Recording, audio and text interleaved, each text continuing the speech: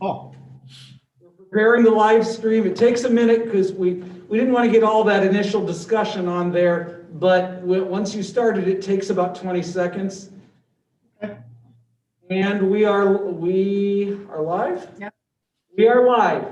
Real good. I'm going to repeat. Let's call the meeting to order, and if I can ask the clerk to call the roll. Mr. Sullivan? Present. Mr. Constance? Present. Mr. Majerick? Present. Okay. Others present include Deputy Clerks Jennifer Feeney and Deputy Clerk Jody Bingman, Clerk Armstrong, also additional Board of Review members Sherry Melzi, Kevin Schulenberg, Bruce Dorada, Carlo Capobianco, and Michelle Abel. Real good. Present. Let's go to number 2 on the docket, which is public comment on agenda items. Do we have any of those, Mark? No public comment on agenda items other than communicating on agenda item number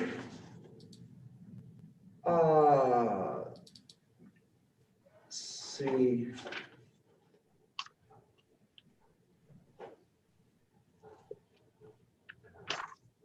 Agenda item number 557, the taxpayer's attorney has indicated that he waives any type of notice or hearing, so that can be addressed today.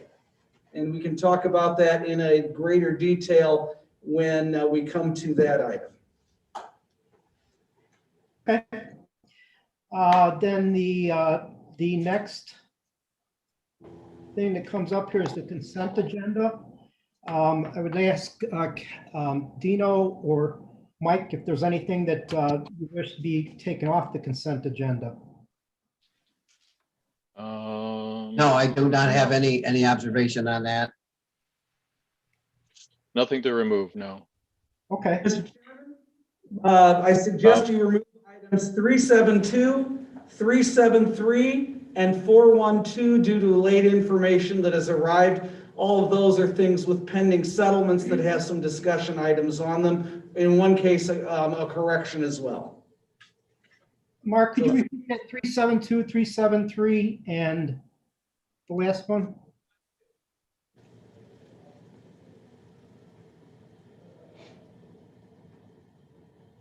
Mark? Yes.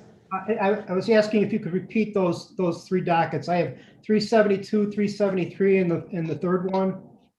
412. Thank you. Okay. One thing for the clerk. Yes.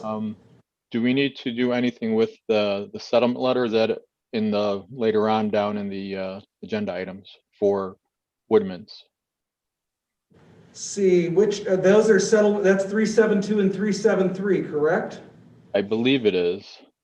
Yes. That way, these, since they're pulled off the consent agenda, they'll have to be discussed individually, and you would do that in order of whenever they show up next. Which, if those are the only items removed, they would be immediately after the consent agenda, Okay, dealt with on a non-consent basis. gotcha. All right. Mark, do we need to actually move to have those removed from the consent agenda?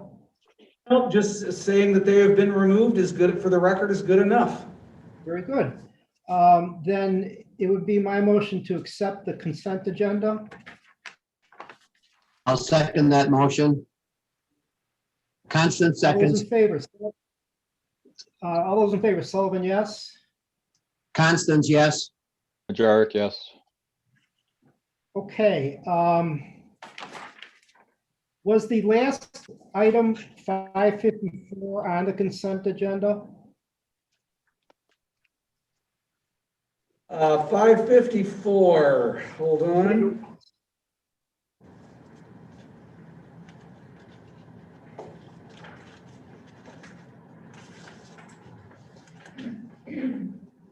Yes, 554 is on the consent agenda.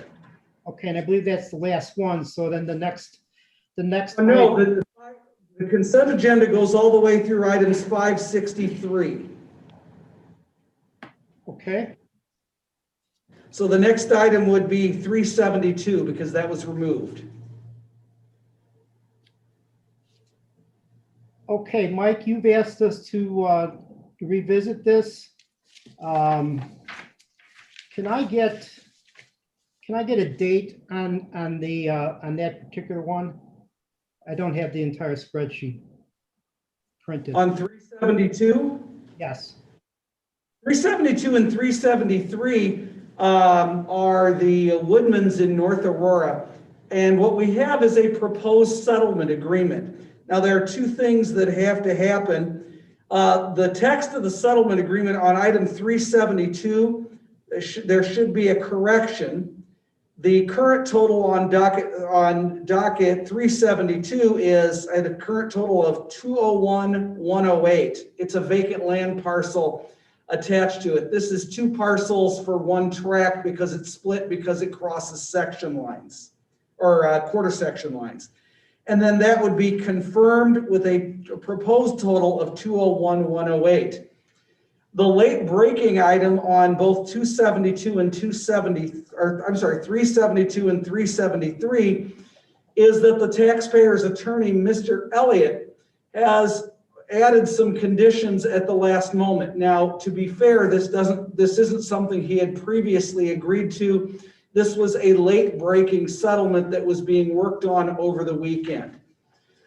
So he wants to include a rider with 5 terms on it. We do not have the whether the taxpayer's attorney is completely, the intervener attorney is completely on board on this. Let me go over the 5 terms on the rider. Term number 1, they want to define the Ford's property as in the second whereas in the settlement agreement, and that stipulated assessments should be through all the years that are in the agreement. And that's completely consistent what's already there. I believe it's not necessary, but it doesn't change anything. So I don't have any issue with number 1.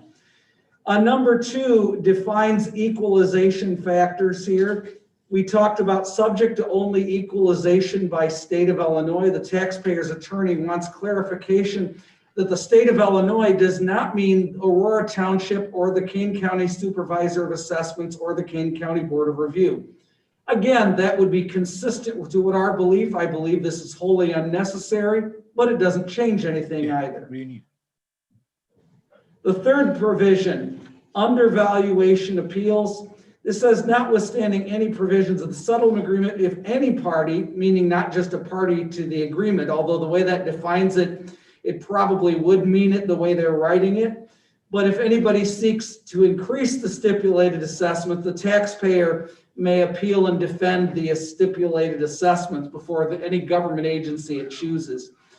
That would be semi-inconsistent, as it says, as the agreement already says, that if there's any breaking of it, it's solely in the 16th District of Circuit Court. But what it appears they're trying to do is, if somebody other than the school district decides to file an under-assessment complaint. While we find that unlikely, I don't think this is a problem. The fourth one deals with a substantial change in physical characteristics. It said if there is a substantial change there, including but not limited to fire or flood, the taxpayer may appeal.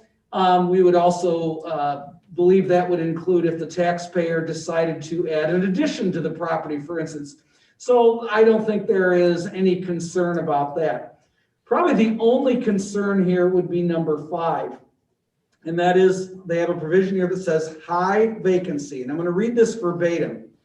Notwithstanding any provisions of the settlement agreement to the contrary, in the event the vacancy rate at the property due exceeds 25% for the tax years 2021 or 2022, the taxpayer may appeal the stipulated assessments to any governmental agency it chooses.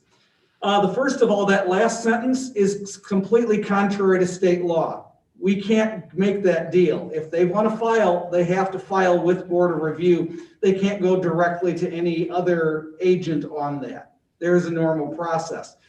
The second thing is that whole 25% vacancy thing is something the Board of Review has not done ever before. It is unique. So given these conditions on these riders, the Board of Review has essentially three options because the board has to make a decision. Option number one would be to say the settlement agreement is off, we don't have an agreement, and vote to simply confirm the settlements. There are pending PTABs on this, or confirm the existing assessments. Option number two would be to agree to these 5 terms, but that agreement would need to be subject to the intervener agreeing to those because that hasn't happened yet. In fairness, this rider was sent late last night, so there is not adequate time for the intervener to consult. Third would be that the Board of Review could accept part but not all of the settlement and make the recommendation that we agree to it subject to, say, eliminating one or more of the settlement conditions. And if that were to happen, then of course, it would have to be conditioned upon the taxpayer and intervener agreeing. In the absence of such a subsequent agreement, then confirmation of the existing assessment would take place. Mr. Sullivan, this was originally your hearing, so I would leave it over to you for any discussion. This is the Woodmans again. Okay. Okay. Actually, I'd like to bring Mike in because he's, the South Woodmans is his and the North Woodmans is mine. Right, right. So I think, unfortunately, you can't see the document that was sent over, which is called, it's referred to as the Rider A from Mr. Elliott. And as Mark just has gone through the 5 items, the only item I think is of issue, and what I would suggest that the board does is take out item number 5, which is the high vacancy, which this is a single tenant gigantic building, so it's either full or empty. There isn't any in between, so I don't think the 25% provision is necessary whatsoever. So the other 4 items, as the clerk has stated, are not unusual. So I think that from my perspective, I would ask that board members accept the Rider A as it is called, with a modification to remove item number 5. Just a And point of we have, clarification. Does that just for mean- reference, we've got 28, okay, let's see. I think we have agreements from 2018, 19, 20, 21, and 22. So it's a rather large agreement that the school district wishes to have certainty as to what the assessment will be in the next 2 years. That was a more important factor to them than kind of anything else, to have that certainty. So I believe that the school district and the attorney for the school district would probably be fine with items 1 through 4, removing the high vacancy. And again, since this was just last night, you guys don't have a copy of it in front of you to really read, but that would be my suggestion. Just for clarity's purpose, Mr. Majerick, would it also be your suggestion that if the taxpayer and intervener wouldn't agree to this, your motion would then be to confirm the assessments as they were originally presented and back to the drawing board, essentially in a settlement agreement? Is that correct? Yes. Very good. Any questions on that? Yes, Mike, you're identifying that it's a 1-tenant building. Yeah, it's Woodman's. So if the tenant leaves, the 25% is automatically triggered. Yeah, it would be zero occupancy. And there's no outside, there's no condition of time lapse, so that if it's vacant, even for 1 minute, True. it would trigger that.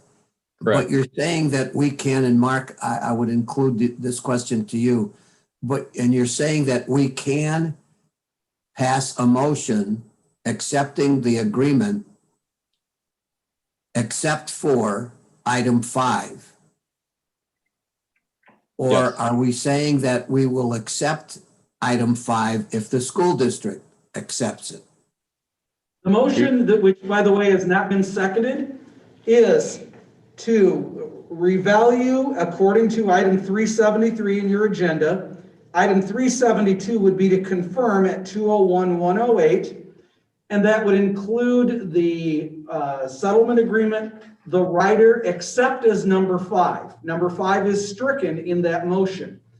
If, however, the taxpayer or the school district do not agree to the stricken rider number 5, in other words, the settlement agreement plus those first 4 items, if either of them disagree, then what happens is automatically the values would change to a confirmation. So in other words, the motion would be to do this, but a subsequent event has to happen. Both the taxpayer and the school district would also need to agree to that. If that were to happen, then this settlement agreement happens and those changes happen on dockets 372 and 373.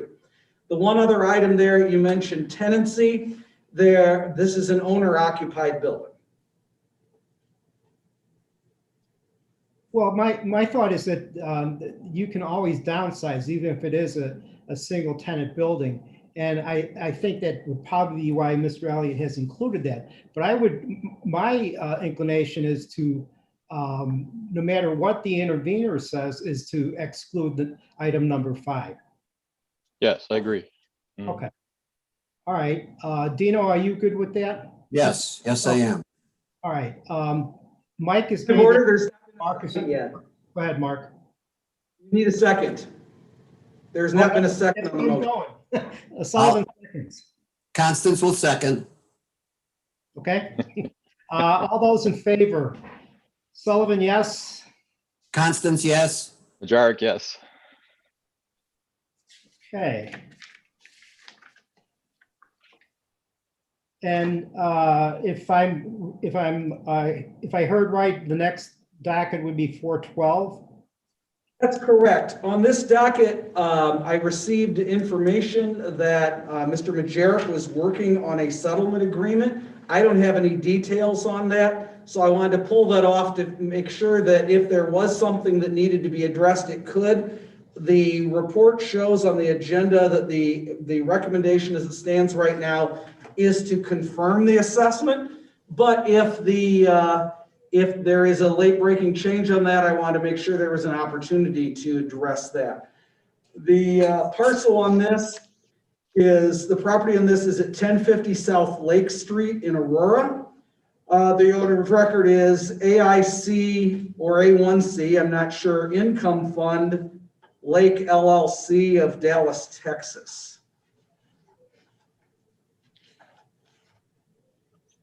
Looks like an industrial No, there's building. been no progress on that, so it'll stand as confirmation. Hold a second, I have something from, okay, this is Anco Steel. Mike, you've actually signed off on us on something for 2020. Okay, so something came in, all right.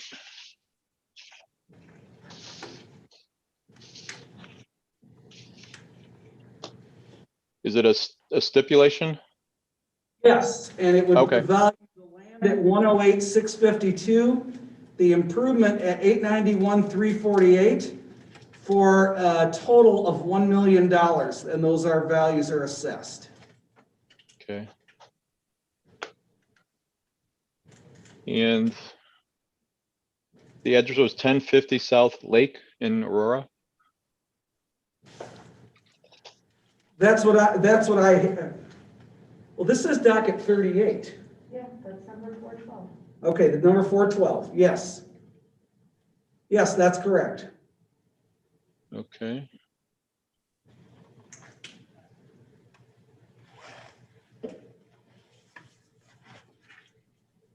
Trying to jog my memory here. And who's the other party that signed? Can you make out the signature? Is that an Ellen Berkshire? Tim Moran. Tim Moran, And okay. West Aurora School District signed as the intervener.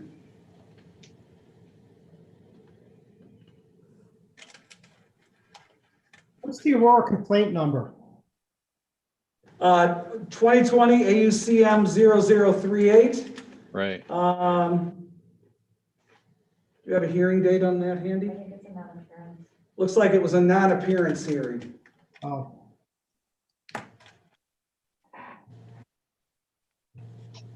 Hmm.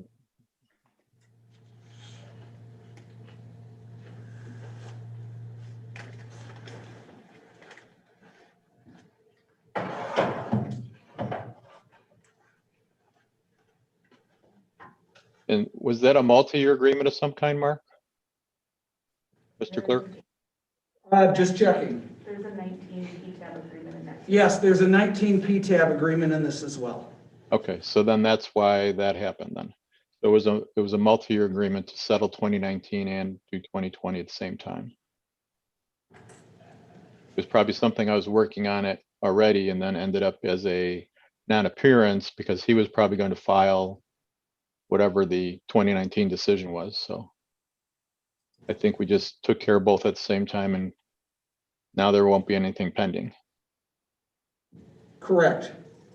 So that would be to revalue based on agreement, settlement agreement to a proposed total of $1 million. Correct. Yeah, as stated on that agreement. Yes. And that's taking care of 19 as well, you're saying?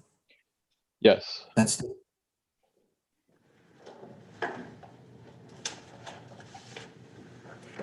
appearance for this year was based on equity. Mike, does that ring a bell? are you on docket 38? Yes. No, it does not ring a bell. I think what triggered Okay. it was the 2019 PTAB triggered it and it happened to have a non-appearance for 2020. Okay. Actually, I think I was the hearing officer on that. Okay, so you're good with the 2020 then, right, Mike? Yes, All right. We just need a motion on that, Mark? Is that correct? Yeah, motion in a second for however you want to do. Mike, okay, can you make a motion? yeah, that would be my motion to accept the aggregate assessed value of $1 million for docket or for item 412. And we would need a second on that. I would second that. All in favor? Sullivan, yes? Constance, yes? Majoric, yes.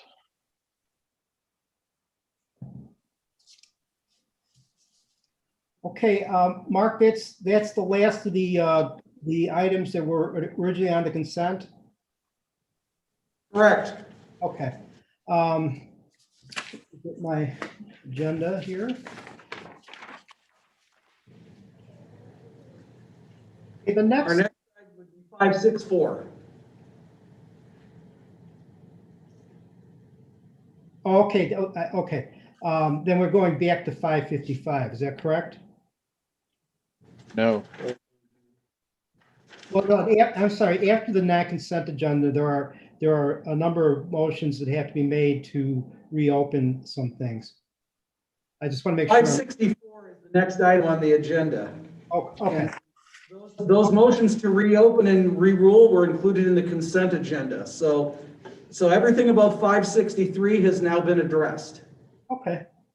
All righty, so 564, this is something I flagged and actually it is something that I recused myself from. Mark, I'm gonna step away from my computer. Hopefully I'm on the right one. Yes, you are. That's correct. Okay, I'm gonna step away and I'll be able to hear you, but you won't be able to see me.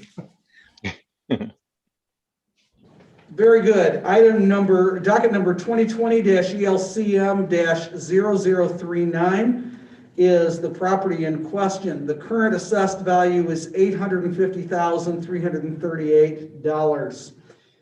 The property was at a hearing on November 2nd.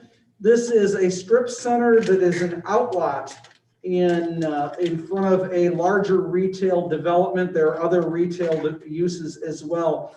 This is on the east side of Randall Road in Elgin, Illinois. There was a report that I included in your agenda packet that showed the current valuation, the complainant's contention, and the contentions made by each of the parties at the hearing. There is no pending PTAB on this property, and I'd be happy to answer any questions on this, but as always, I cannot make a recommendation because I am not a member of the board. And that evidence or documentation that you're referring to, Mr. Clerk, where is that located? It looks like this. Got the picture on the front in your email. Okay, that's another attachment from the email. Okay. And the original hearing file is in SharePoint. Okay.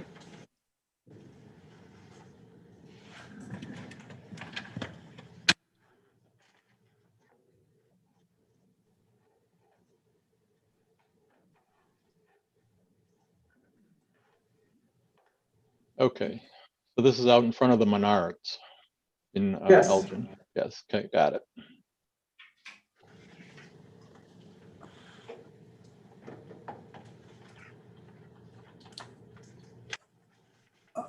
Mark, I have a question. Yes, Dino. You said that that this was, the subject matter was to be a vacant parcel? Part of, that there was more than one pin, is that correct? That was the Woodmans. Yeah, this is docket Elgin 39. Yes. And there was a rent roll submitted. I'm just confused, that's all. Mark, I apologize. I thought you mentioned that. By the tenant that is in their evidence.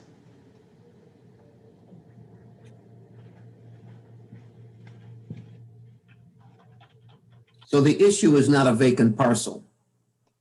No. Okay. There was some discussions of vacancy in the hearing itself that I have noted in my report, and there's also evidence was submitted addressing that.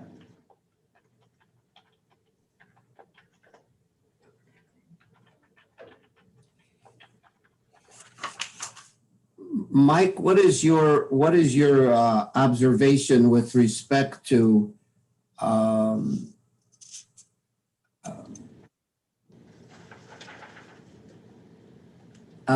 one of the comps that's to the south of the subject that seemed to be discussed in some fashion? Comparable number 1 was given the most emphasis due to its sale date, traffic count, and the vibrant tenancy, in quotes, of the target anchored retail property behind the sale property. And I'm not quite understanding that. Yeah, if they're talking about a target anchored sale, then that would not be to the south, would actually be to the north of that property. In a different, The subject isn't the subject to the north? the subject appears, The comparable sale number 1 of the complainant's submission. That's Right. what that's referring to. It's not referring to anything on the drawing. the drawing that's part of Mark's submission there is the blue box with the subject, the building to the right of it, way back, that's actually a Menards. The target is actually located north about a half a mile, maybe a mile. I don't believe that is the Randall. target that is being referred to in this. You'd have No. to review the taxpayer's original submission. Correct. November 2 is the hearing date. Uh-oh. Room B. Try B. It was in Monday. Sorry, A. 50-50 chance. Okay, we're bringing it up on the screen here. What's the complaint number on it? Elgin 39. I'm gonna copy it over to, do they have it? Can on you bring it SharePoint? up on the screen too? Do they know? Sure. Yeah, I have it in SharePoint. What do you want to see? Go back and share screen. It'll ask you which one. Oh, okay. I gotta do this different. So Dino, I'm scrolling through the appraisal to get to that sale comp 1, so I can tell you a little bit more Okay. definitively. Oops. We've just put this up on the screen. Can you scroll down and see? Can you use the bookmarks and see where if they have anything? No, bookmarks, not pages. There you go. So they're under. On page 48 is the first improved sale. Okay, that is in front of the Target on the east side of St. Charles. Right, it's not in Elgin. That is the taxpayer sale number 1. And that's and when asked which sale is the most similar, that is the sale number 1. The phrase vibrant tenancy was one used by the appraiser witness.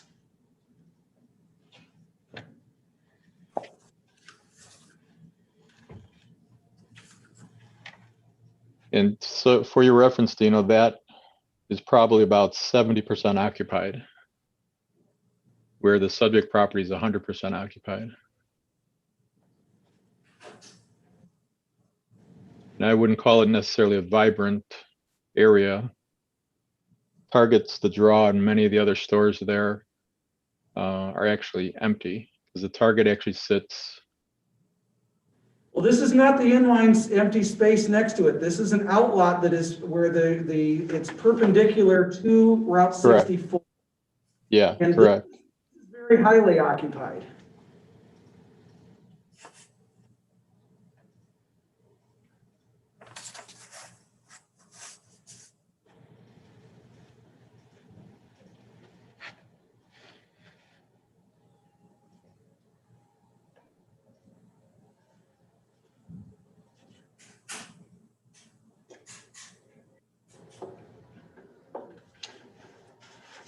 Mike, I've got 2 more questions, I believe.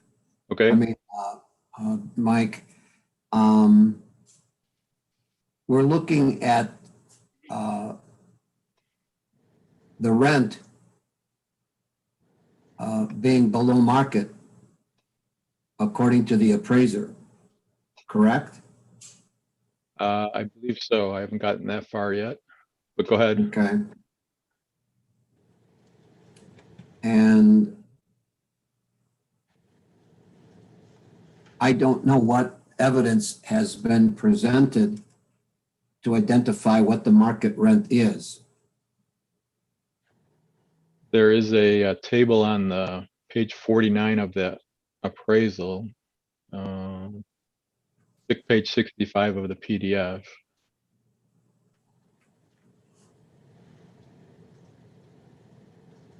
Unfortunately, it doesn't include the subject. Oh, wait, there we go.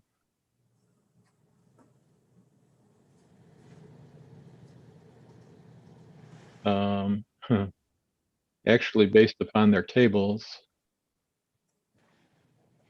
looks more like the subject is at market or a little bit above compared to their comps.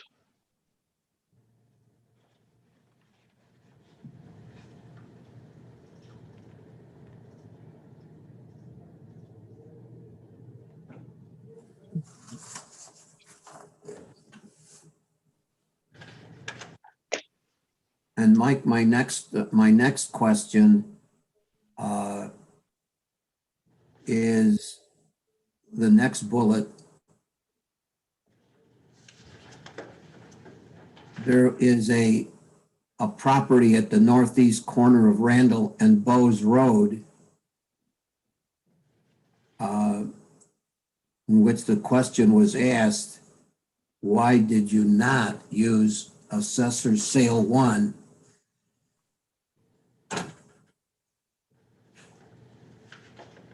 which was a sale of 2016,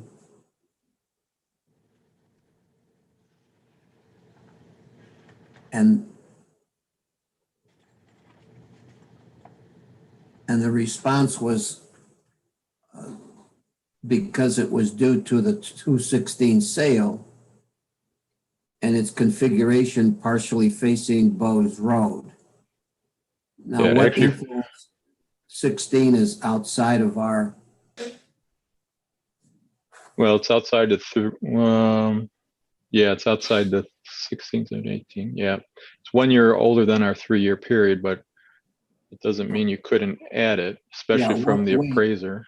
what weight might you ascribe to that? I would give it a lot of weight because it's only, if you look at the map, it's the bottom building in the corner there. It's an L shape. It actually faces Randall Road and actually faces Bowes Road. So it has 2 frontages. And it appears that there's an entry off of Bowes Road. Yeah, Correct. it's actually a little driveway that's behind the building there. There's actually 2 entries. If you keep going to the east or to the right of that picture, there's a Yes. discount tire there, and then there's another driveway that enters. So there's 2 accesses off of Bowes Road. What is Correct. the main entry? Is the Yes, on main, the parcel on the corner is a write-in only. As you can see by the configuration, that's not a write-out, but there is also a full access unsignalized on Bowes Road to the east there. The next access point, a write-in, write-out on Randall is to the north, at the north edge of that picture. Correct.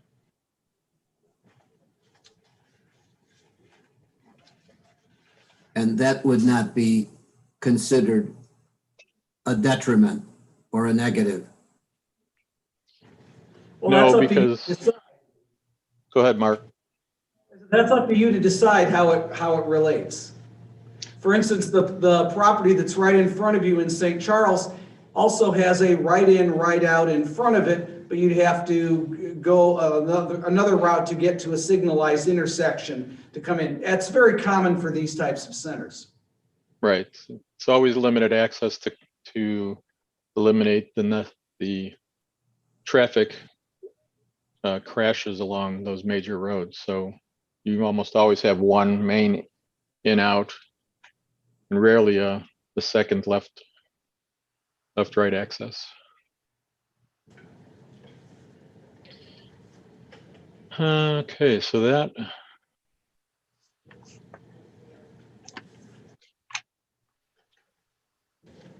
our current assessment is 853, 338. Is that correct, Mr. Armstrong? That is correct. So the taxpayer has requested that, and these are fair cash value numbers for them, that translates to a fair cash value of $2,551,269. The taxpayer has requested a reduction to $2,150,000. The Okay. assessor has requested an increase to $2,740,000. Okay, that was my next question. And what was their basis for the increase? Are they using that 2016 sale? That's certainly one that they submitted. That was their sale number one. Okay, They had an income approach indicating a fair cash value of $2,740,000, and this is on page 3 of my report. They had a sales comparison approach indicating a value of $2,551,269. That is the current fair cash value indicated by the current assessment. The assessor placed primary emphasis on the income approach to value with support from the sales comparison approach, which is, to be fair, exactly what the complainant did.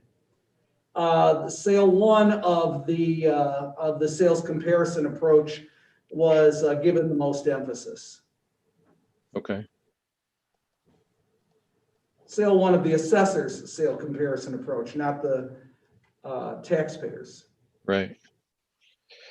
So that sale one that they're being their hat on is the 2016 sale of the center that's to the south of the subject. That sold for $248 a square foot, Dino. And they are assessing fair cash value for the subject at $241.60. $241.60 per square foot. So those two are pretty close. So my thoughts are, I don't see how we would raise it when the best comp is the one essentially 2 or 3 buildings to the south. Or 2 buildings to the south. So I'm leaning to confirmation of the current assessment with no increase as the assessor is suggesting. You anywhere near that, Dino? And I can concur with that, Michael. Okay. All right, then I'm going to make the motion to confirm the current assessment at the current levels. 289, 723 for the land, the building 560, 615 for a total of 850, 338. And I will second that motion. Okay. All in favor? Majoric, yes. Constance, yes. Okay. You can stop sharing screen.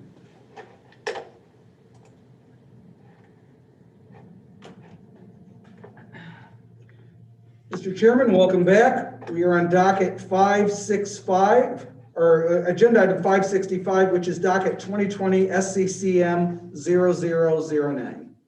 Okay, this was flagged by Bruce.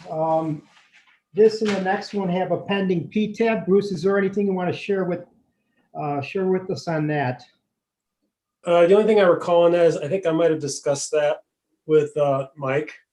And since it was a Walgreens situation, I believe the board was going to handle all the Walgreens at one time, if I'm not mistaken. So since there's a pending PTAB, I flagged it. Real good.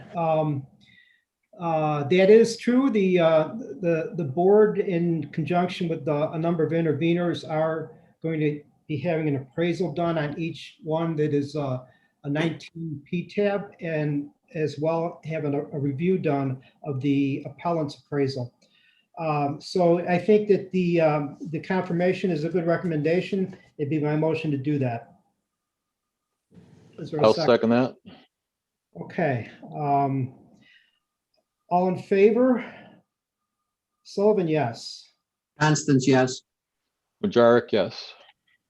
Okay, now that covers both 565 and 566, Mark? Yes. Okay.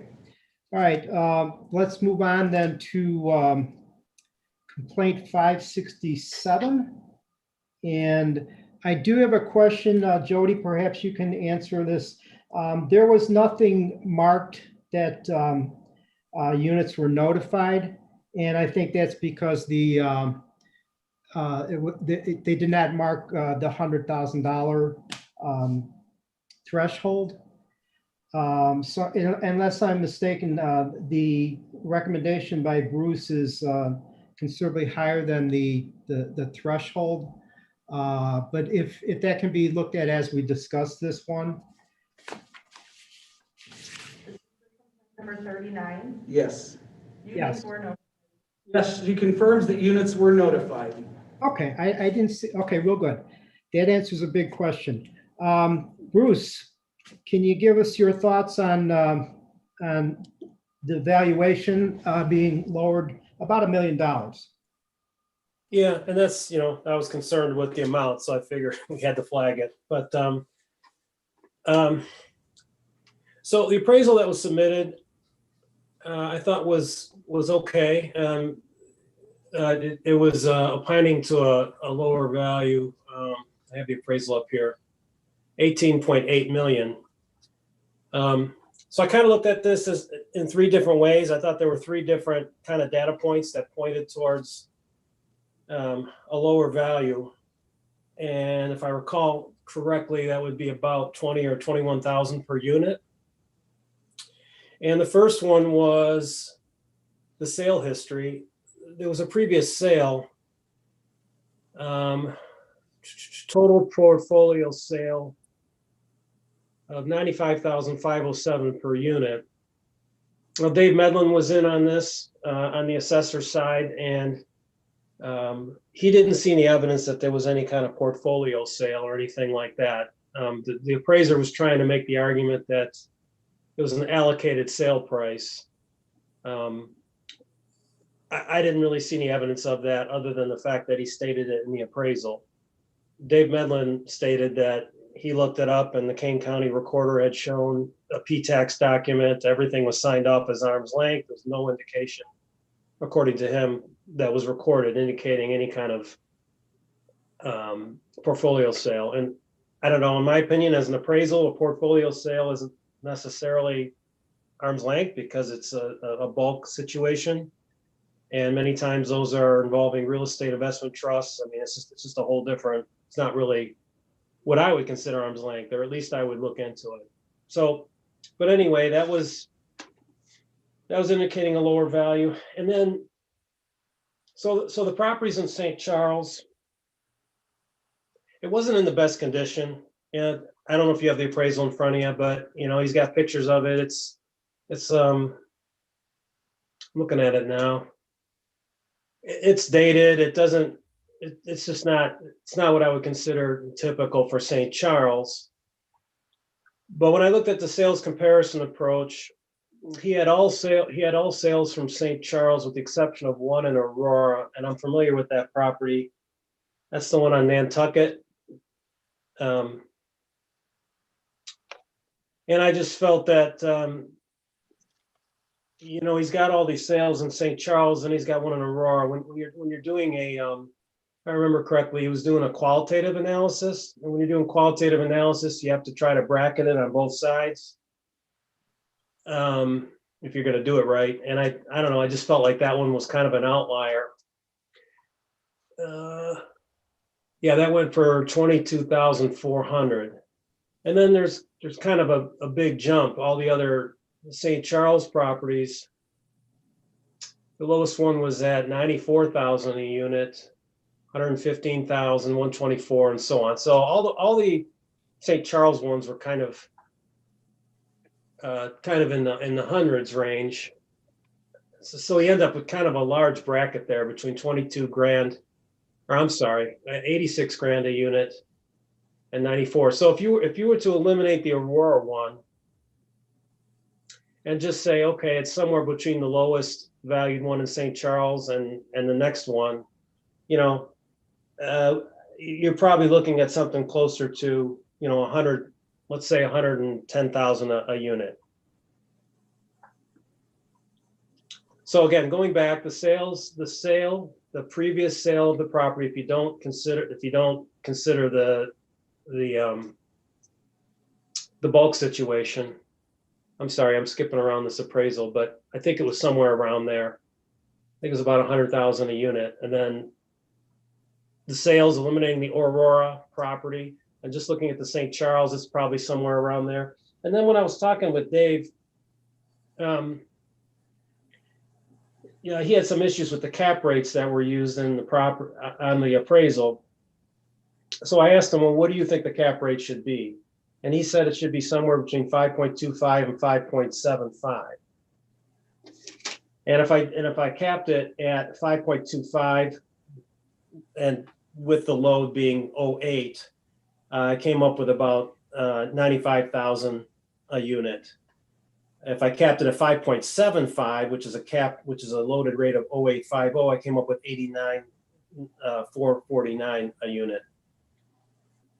So looking at those three situations, the prior sale of the property, eliminating the Aurora sale, when he had all, you know, different, you know, St. Charles sales, the fact that the property it's not really the best looking property, and the fact that it backs up to Randall. And then using the cap rates that Dave had suggested to me that it should be a lower value. I believe the assessor had it at almost 109,000 per unit. So my opinion is something closer to 100,000 a unit, considering those three data points. Bruce, I wonder if I can ask you a question. On page 12 of the appraisal or page 22 of the SharePoint, there's a mention of COVID-19, and very last sentence, the appraiser says the market effect of COVID-19 as of the date of value has been considered in our valuation. Was that addressed at all at the hearing?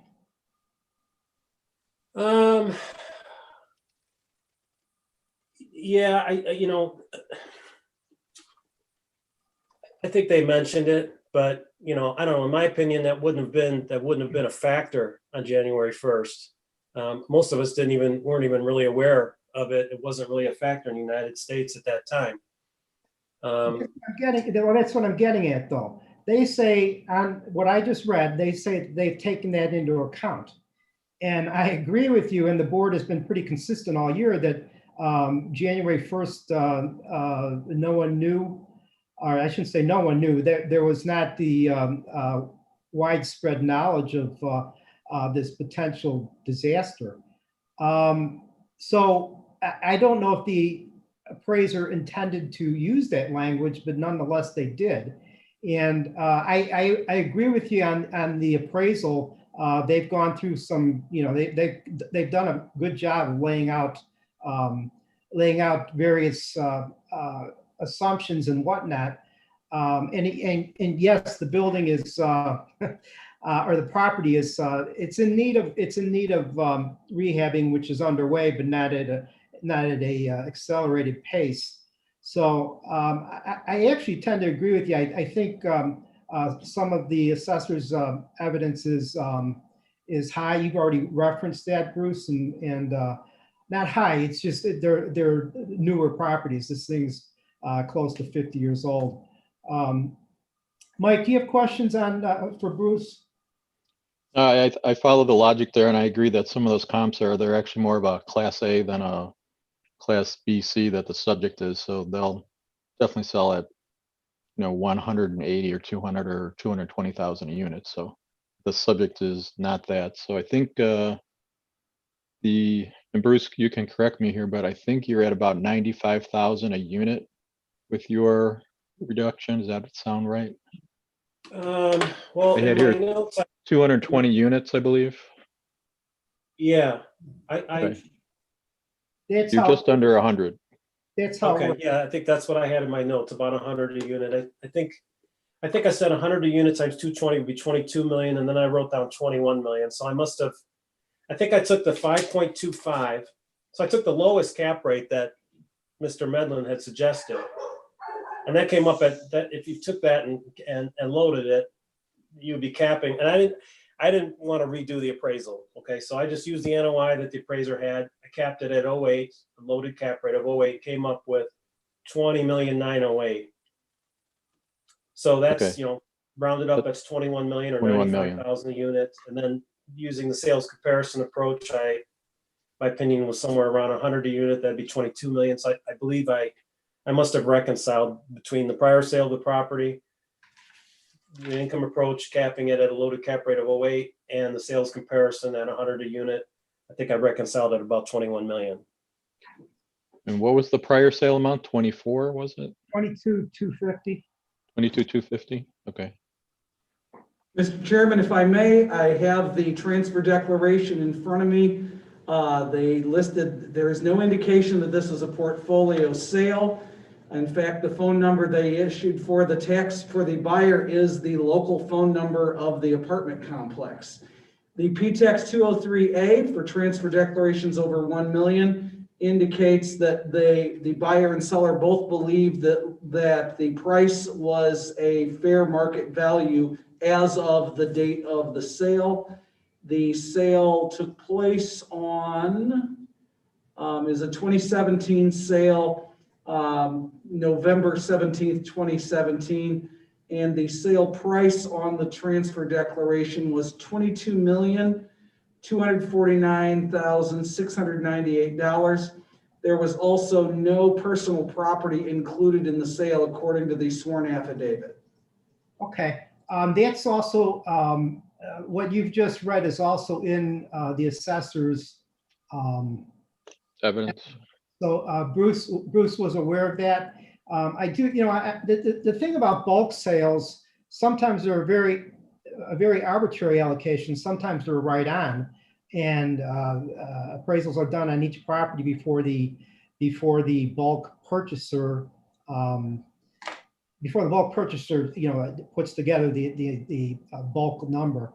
So I think Bruce has done a really good job here, and I think we should accept it. Dino, do you have any questions on that? No, I don't have any questions. Okay, and Mike, it sounds like you're of the same thinking? Yes, I followed Bruce's logic there, so I'm okay. Okay, then be my motion to revalue the property as recommended by Bruce. And just so they're in the record, Mark, land stays the same at 1,363,015.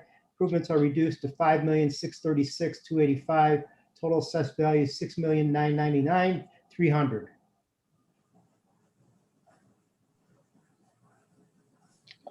We need a second. Yes, please. I'll second. Okay, all in favor? Sullivan, yes. Constance, yes? Majoric, yes. All right. Let's move on then to docket number 568. Dino, this is one of yours. It's the concerned property over on Industrial Drive. There is a pending PTAB, and I think it was confirmed based on that. Is there anything we need to discuss, Dino? Yes, I just wanted to identify that there's a tower ground lease on this property. And I just wanted to bring this back up just to double check. Should we be doing anything different with properties that have the ground leases on there? Are we doing anything different than just identifying the package and proceeding from there? It was, the decision was, it was confirmed based on the PTAB, and it's going forward. Are we doing anything different because it's a package with a ground lease on a tower? I do not believe that we should. This property has a history, and it's been in front of PTAB a number of times, and everyone is well aware of the income generated by the tower. It, best of my knowledge, it does not have a separate PIN. Is that correct? Correct. Yes. And no, we shouldn't be treating it any differently. If the township assessor does allocate whatever it is, 100,000 or 200,000 or whatever, to the cell tower without its separate PIN, then then it's that's pretty much what we have been accepting. And I think the appraisal done on this essentially ignores the cell tower, which the appraiser has in the past done the same in other townships. I don't agree with it. And Mike, are you with me on that? You're supposed to value all the components, so I guess they missed something. Yes. Yes. So the pending PTABs, are there more than 1 year? Is it strictly the 19, Dino? Do you know? No, it's 19. Okay. All right. So it sounds like there's no reason to not confirm, and that would be because of the pending PTAB. That would be my motion, is to confirm the assessment. Is there a I'll second that. The second, all in favor? I've been, but you are right. It's been, I haven't answered on certain things, but the way that it was given up was, hey, you want the extra, it was 640, now that that's. And then select 300 to 400 meg for the RGB coverage outside of Edward Jones, and then we're going to keep Edward Jones. I didn't hear that.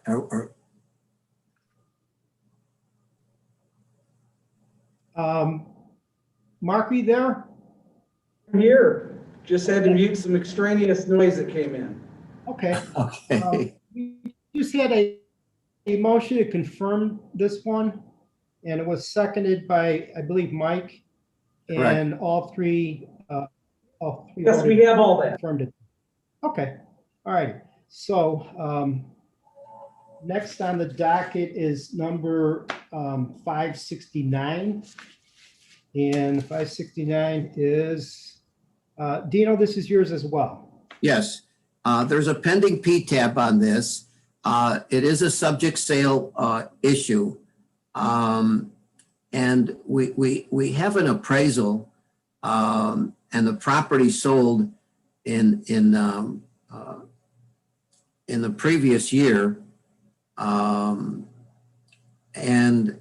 the concern I've still got, I guess I champion subject sales, and I wanted to use this one.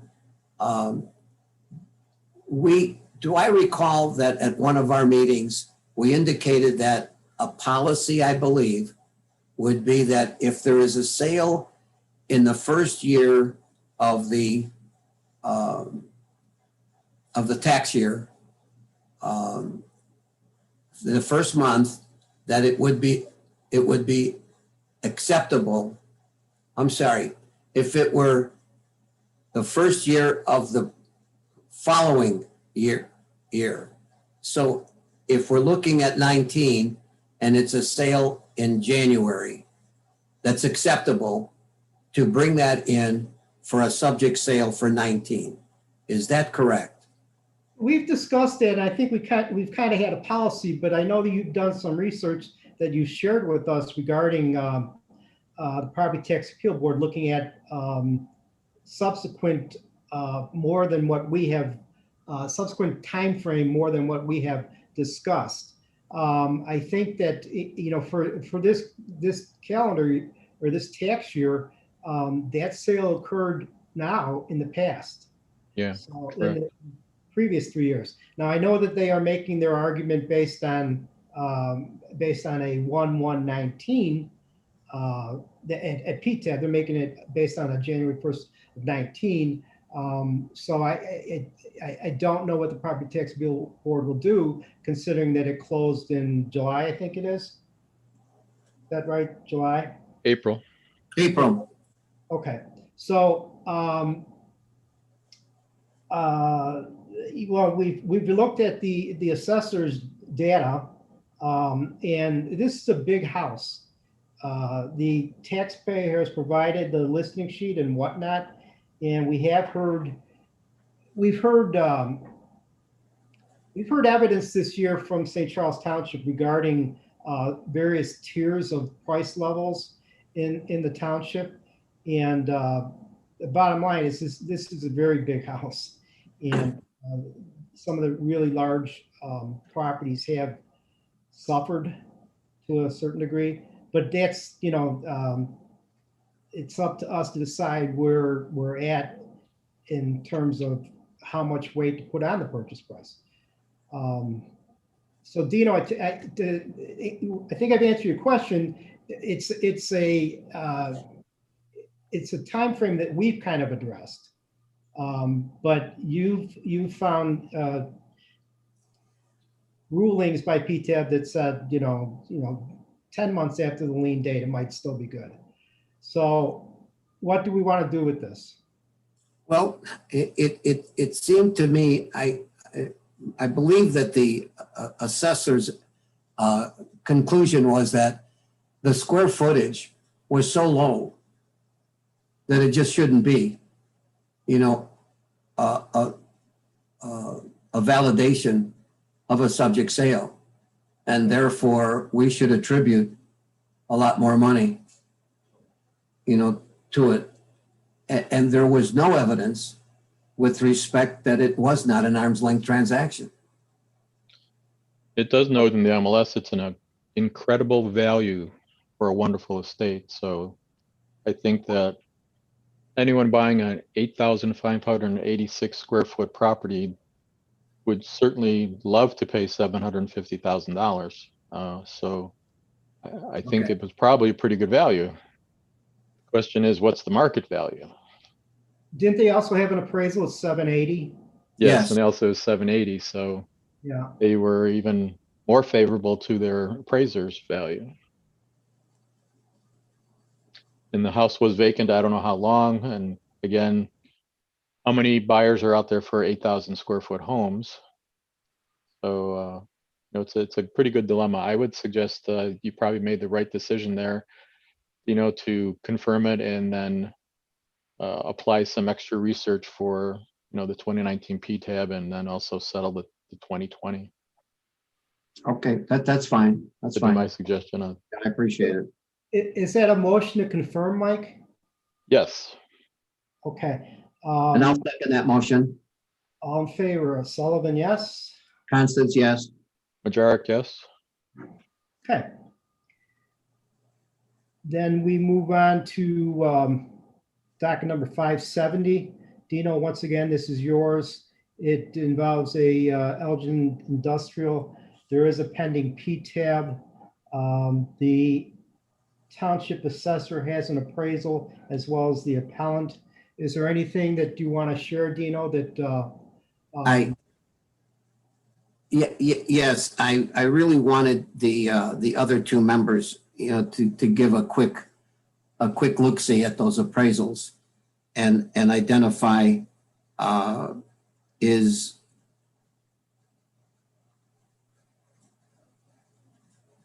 our continuing, to confirm and proceed with the, obviously the 2019 PTAB, and I'm assuming it'll go to 20-year as well.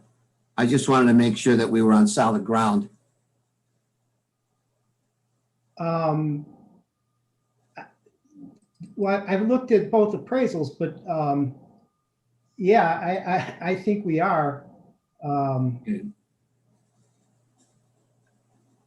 Mike, what are your thoughts? I mean, Well, you have certain confidence in certain appraisers, so I would say I think we're on pretty firm ground, so. Okay, that's fine. Then I would move that we confirm. second, all in favor? Sullivan, aye. Constance, aye. Majoric, aye. Okay.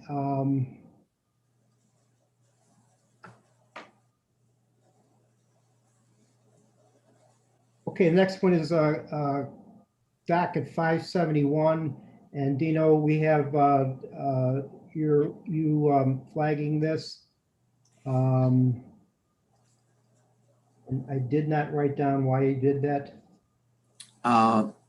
Mark, I'm going to ask you this question. Isn't this Alden? Oh, this is, Isn't it one that we're going to be getting into more discussion? The Alden property is RUPV 0013. No, this is all. Oh, this is Alden? Okay. Also Alden, yeah. Yes, so this is the one we've previously, we previously discussed, and we had that as coming up also under additional business here.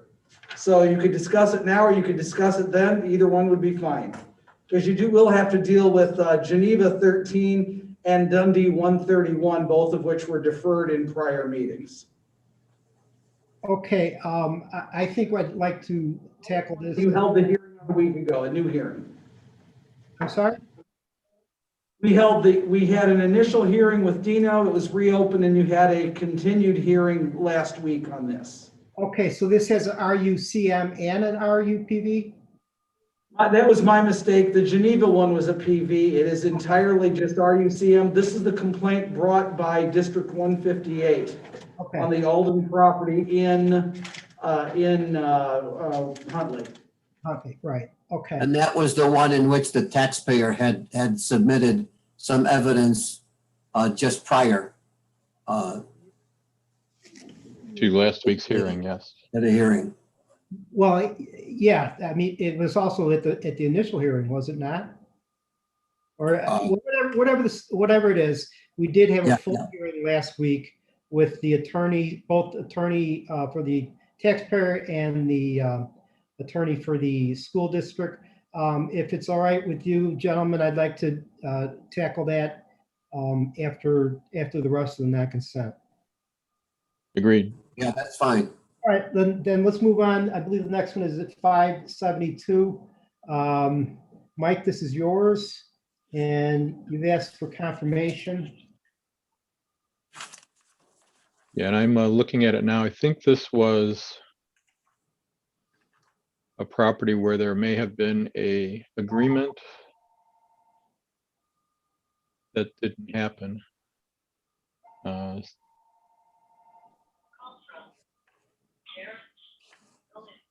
So I would just move to confirm this. Okay, was that a Dennis Nolan one? I don't believe so. I don't think I had Dennis Nolan this year. Oh, okay. All right, so you're moving to confirm that. Right. Okay. I would second. All in favor? Aye. Majoric, aye. Constance, yes. All right. Carlo, you're up next for complaint number 573. You flagged this. You did suggest a revaluation. If you want to unmute yourself, Carlo. Sorry, I didn't know I muted. Okay. Good morning. Good morning. Morning. Yeah, she did a really good job of breaking out all of the evidence that she submitted on this. She almost did like a mini appraisal, and me and Davis were kind of impressed at it. So she was asking 410. I confirmed her at 503,891 fair cash value at about $38 a square foot. I didn't want to go too low on it, and I didn't want to not give her her kudos for doing a pretty good job of pointing out that this house in this area had lost some value based on her evidence. Actually, I've heard over the last several years, I've heard a number of residences in Ginger Woods, and they've lost a ton of value. There's been somewhat of a rebound, but my question is, Carlo, essentially going back to very close to what last year was, which is a significant reduction. And I don't know, I don't know if this was strictly the multiplier for Aurora Township or not, but do you know whether or not that works out mathematically? Looks like, Go ahead. no, it looks like it does. It looks like it's the recommendation that you have is very close to what last year's assessment was. Yeah, I came up with about $38 a square. I was waffling between that and $40 a square foot. But, you know, when me and Davis kind of looked at the work she had put into it, it looked like a fair amount to give her based on what's been happening in that area, according to Davis, because I'm not familiar with Ginger Woods, but, you know, he said, you know, that they haven't kind of recouped, but they're on their way up. Okay. All right. Dino or Mike, any questions of Carlo on this? No questions. No questions. Okay, Dino, I motion to accept that recommendation, which is a revalue based on evidence submitted, and that total should be 167,947. I'll second that motion. All in favor, Sullivan, yes. Constance, yes. Majoric, yes. All righty. I believe the next one is 574. Carlo, this is yours as well. This is for property located 1865 Church Street. There was an assessor recommendation on this one. I remember I actually had the hearing on this one last year, and I know the taxpayer was extremely well prepared and knew pretty much every property within, you know, several hundred feet of hers. Do you want to add on your reasoning in addition to assessor recommendation? No, are we doing a docket ending in 029 or 025? Because believe church so. is 029, and then I have an 025 above that. Right on Plain Just Avenue. make sure. Okay, I'm sorry. We can do Well, 029. I also did this one last year as well. Okay. Yes, okay. Yeah, she had all the pictures of all the comparables, saying that church is such a busy intersection, that there's but I just confirmed it based on the assessor's evidence. And they've had two border review decisions back to back. So I don't know if that made, you know, any difference there. Okay, so And the let me, assessor's comps Yeah, are all on Church Street. Okay, you know what, I apologize. We are going to go back to 574, which is the one I'm playing. Okay, Keep in order here. I just jumped the gun, so. no problem. This one I did here last year as well. It's a unique property. It's an area that is got a mixture of industrial, a little close to single family. This is the one that had the assessor recommendation. Yeah, this one also, I think there's like a major fairway that sits not too far above it, around the industrial. I don't have a Google map open up to Davis had pointed that out. The only question I had, there was a multifamily rental, a 2-unit on this, and he said he was getting $285 a week, which comes out to about 15 grand a year. So this was also Jessica from Boone County, her daughter, his daughter is, or used to be, part of Boone County Supervisors of Assessment, or she was an assessor there. So she worked on this, and Davis agreed that because of the external obsolescence, we agreed to a reduction. Yeah, the Farnsworth overpass is just to the west, or I'm sorry, just to the east, and it's a struggling area, and it looks like the assessment bumped up quite a bit by close to 20 grand, and so it was not strictly the multiplier. At the recommendation, it essentially is the multiplier, not exactly, but very close. Yeah. Mike and Dino, do you have any concerns about the recommendation? No concerns. All right. me either. Okay, it'd be my motion to accept or to revalue the property based on assessor recommendation, keeping the land the same at 2120. The improvements are reduced to 32,377 for a total of 34,497. I'll second that motion. All in favor, Sullivan, yes? Constance, yes. Majoric, yes. Okay, now we can get to Aurora Church complaint. Street. Yeah, so Church Street, 29. like we said, it's on a busy street. The assessor had all his comps on Church Street, so I confirmed it based on that evidence. Although they've had 2 BOR decisions back to back, was my only other question on that. Actually, I hear, am I looking at this wrong? It looks like you suggested a revalue.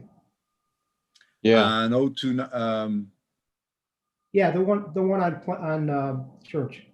yes, well, you reduced it. Not a confirmation. Yeah, it looks like there's a reduction. yeah. Oh, yeah, there is a small reduction. I'm sorry.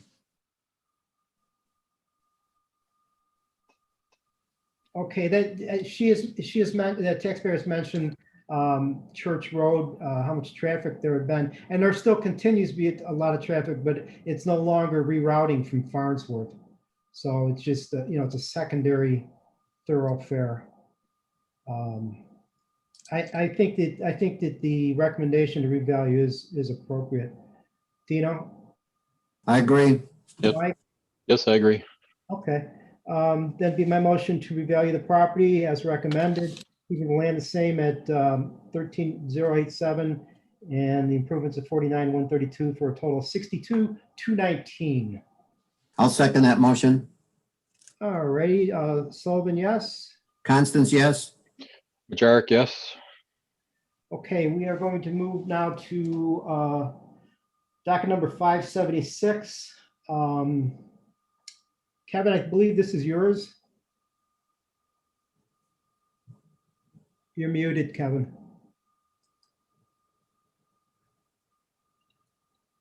Still muted. There we go. Unmuting Now I can hear myself.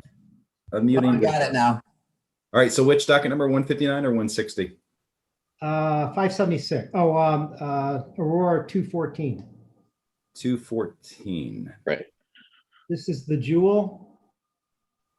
Let me pull up that one. What day was that heard? Can you? November 19th, and it was the first one on the agenda. November 19th. All right. Let me pull that one up. I apologize. did not have that one down as,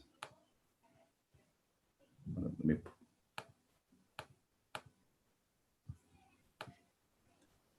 just pull that one up here really quick.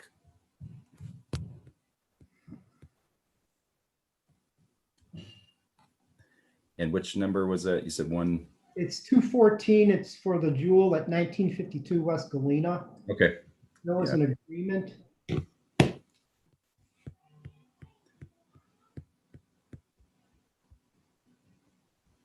Yeah, I don't believe I had flagged that one. So Was the agreement made at the hearing or? no, after there the was, there was a stipulation agreement already reached between both parties. Oh. And so why that one was flagged, I did not know. That must have been flagged. Okay. And I believe that the intervene, let me see if there's an intervener on there because they would have agreed to it as well, I would believe. So yes, Brittany had believed she had intervened on that. And was there a PTAB on that one at all? It was 18, not a 19. And so the 19 is already gone, but I do remember providing the county's response to the 18. And I'm pretty sure that Brittany agreed to the stipulation if 18 was dropped. I don't believe I've seen anything along those lines, but No, I believe that was the case. I think now it's coming back to me, the reason that that one was flagged is we were waiting for a letter from Jeff Hertz showing that he was going to drop the prior year's P case or PTAB case. So, okay. so hopefully Jody received that with the agreement at the time of the hearing, there was not a letter of the agreement of dropping that. So December 3rd, the Property Tax Appeal Board received a withdrawal request from the appellant.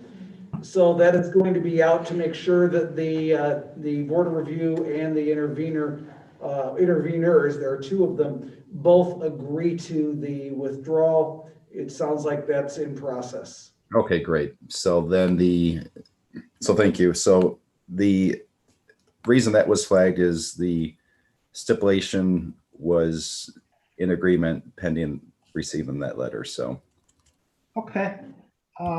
Then it would be my motion to accept the agreement between taxpayer and assessor. Mark, you should have those numbers, but the total assessment is $1,041,976. A second. I'll second. All in favor, Sullivan, yes. Constance, yes. Majoric, yes. Okay, that moves us to docket number 577. And Mr. Armstrong sat in for me once again because I had to recuse myself on this.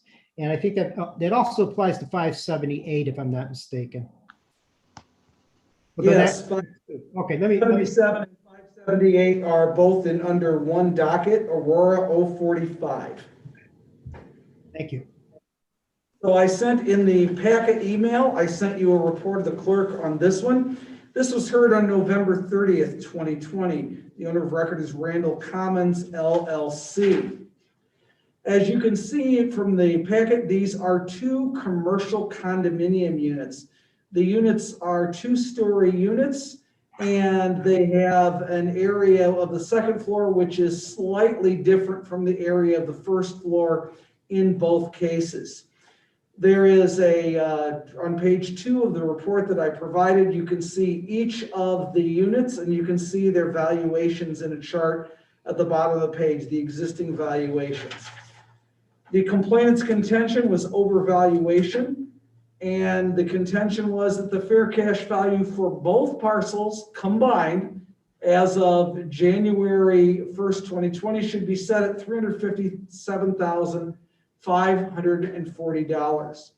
That evidence is available via SharePoint. Now, the complainant called no witnesses, but noted verbally that Unit E was vacant 100% of the time between January 1st, 2019 to July 31st, 2020. The complainant did not note any vacancy for Unit B, and that was not discussed. I note the board's rules for 2020 require for complaints based on occupancy that they should address market occupancy and not the property's occupancy alone. The complainant was asked by the hearing officer if there was any evidence of market vacancy either in the condominium development there or in the local market. The complainant declined to provide any information on occupancy for either one. The respondent, that is the assessor, had no questions for the complainant on that topic. The respondent, the Aurora Township assessor, whose contention was the property is correctly and equitably assessed at its current assessed valuation, and provided evidence that included a property record card, comparable sales, and comparable evidence in support of each of the condominium units. The evidence for these is available for you to look at via SharePoint. The complainant also called no witnesses. The hearing officer asked the respondent to describe the type of commercial condominiums, in other words, whether they were retail, office, or industrial. The respondent noted that they were both a hybrid of office and retail use. The complainant had no questions for the respondent. There are no pending PTAPs. That concludes the report I have from the hearing held November 30th, 2020. Be happy to answer any questions of what I heard at the hearing. I don't have any questions. My conclusion in reviewing is that the taxpayer has not met the burden required with respect to the preponderance of the evidence. There wasn't any. Yeah, I think the assessor has thin evidence as well, but at least he has a couple of sales, one right in the same development as well, at $330,000 or $370,000. The only thing I'm trying to ascertain is each unit 2,200 square feet, probably because it's two-story. They're slightly different in size. If you look at the drawing on page 2, you can see there is a common area that's a little bit different. So unit D, which is the one to the left, has a first floor square foot of 1,271, whereas unit E has 1,211. So you have 60 square feet difference between the two. Okay. This is offset slightly by the second floor. Unit D is 920 square feet. Unit E is 926 square feet. Again, the common area is a little bit different in the back end of those units. Okay.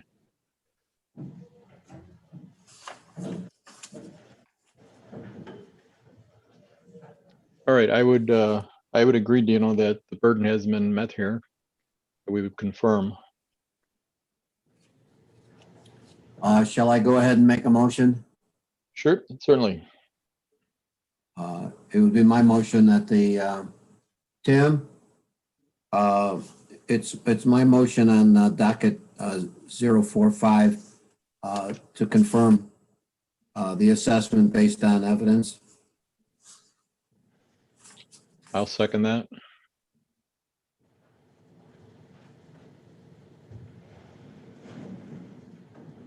Do you need the numbers, Mr. Armstrong? Not if it's a confirmation, no. Okay.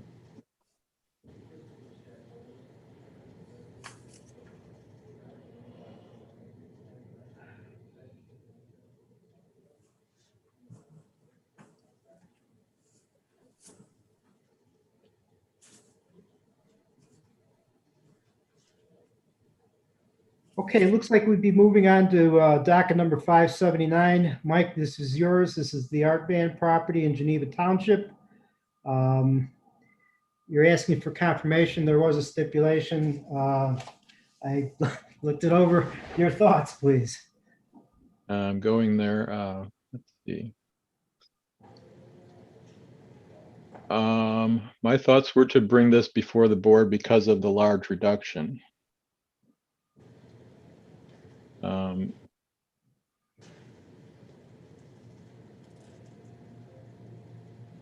believe that the evidence that I saw was not supporting the reduction, I think, because I confirmed it.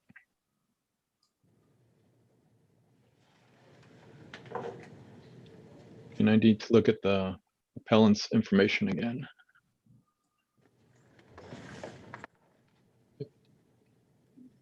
The assessor, the language in the 69. cover letter is that they've reviewed the complainant's evidence as well as reviewing our own records, and they've come to this agreement. It would be nice to see, what is in their records that would suggest this. Mike, I think you have a concern that the comps provided by the appellant's attorney do not suggest that. Am I putting words in your mouth or? No, as I'm reviewing it, you are correct. Okay. That was the reasoning to flag it and Okay. actually not accept the stipulation. Do you recall if wasn't there a sale relatively recently on this building? Mr. Chairman, there was a sale in 2014, bringing up the warranty deed right now. And so that sale price was $4,816,667. I believe though that sale price included additional parcels. I'm checking the speak. Yes, there were 3 total parcels in the sale. This is one of the 3. If you're familiar with this site, the entrance to the center coming off of McKee is a north-south driveway. There is a double-sided row of parking right in front of the building, but it's a very small area. They have parking that goes across that main access road. And this was originally, remember, built as a Wicks Furniture when that whole north end was redeveloped from the old State Farm Auto Insurance Claim Center that was back there in the early 90s. And that now went into a small strip center that's anchored by a Chinese restaurant, a chicken chain restaurant, and then behind that is the parking for this building. Then there's the street, then there's a much smaller parking lot than the building itself. So it's basically a large single tenant building. It's not really designed for small multi-tenant use, primarily because of the lack of immediate parking right around the front of it. Both of the occupants of the space have been large furniture stores. Okay, what I'm seeing, Mike, is that that the appellant has made a argument based on vacancy. And my thoughts on Right. vacancy are for a single tenant, granted, this is a large building, but for a single tenant, I guess my thoughts are more as applied to industrial, but they were not in there that long, Art Van. Several years, yeah, 5 Yeah. years maybe. Yeah, and they're several years back, in between the sale of this one and today, there have been some net lease properties along Randall Road in the immediate environs. It's a big building. It's got a decent land to building ratio, but I don't know. I'm trying to get to an aerial. Mark, I know exactly what you're talking about with the parking in front, not strictly serving the subject property, but also requiring people to go across the driveway that aligns with Coles to the north of McKee. And Also actually, the none of that was brought up at the hearing, which I would think they would want to mention as a deficiency of the property, but Well, but they came in with the stipulation, right? I mean, it wasn't done right prior to the hearing, correct? correct. Okay.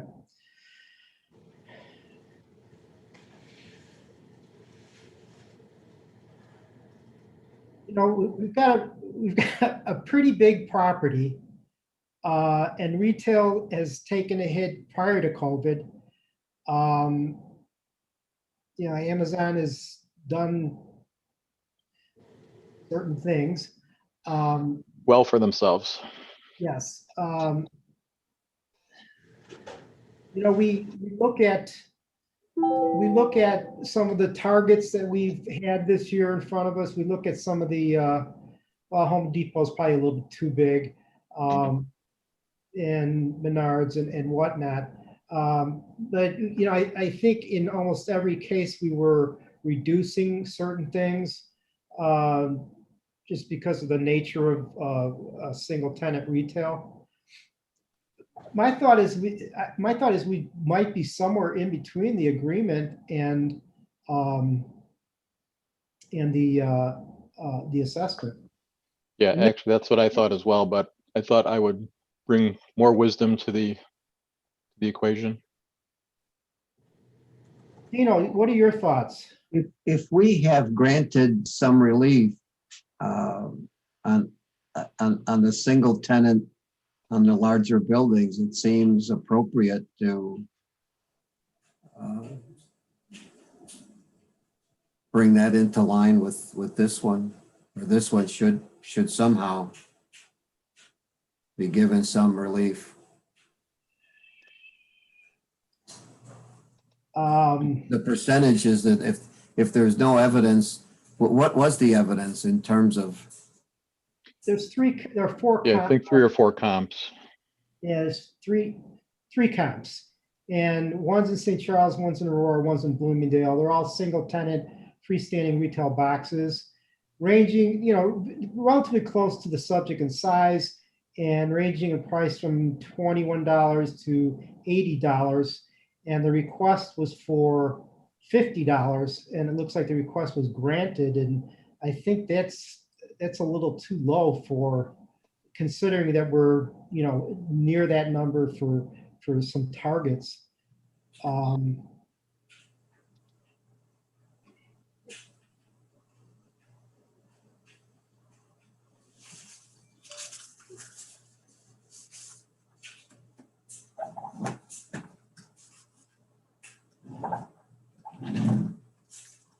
At $60, it would be a fair cash of $2,520,000.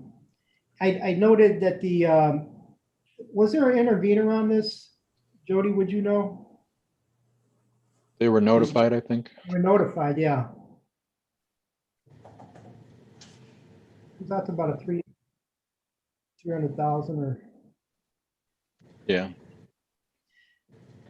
Would you gentlemen be comfortable with a fair cash value of $60 a square foot?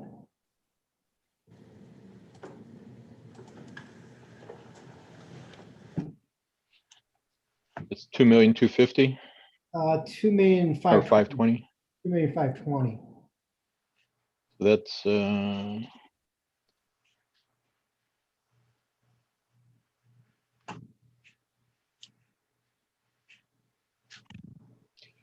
That's less than the request, or that's less than the STIP. Oh, okay. I'm glad you're pointing that out. What is the? If I've got the square footage at 42,000, is that correct? Yeah, I think it's an even number. Yeah.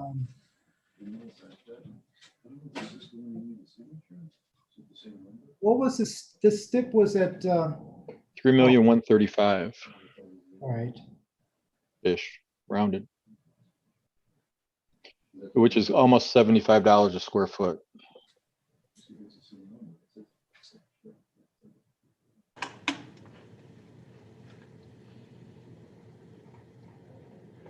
It's at about almost 100 a square foot. Oh, well, there's definitely room off that. 69, right?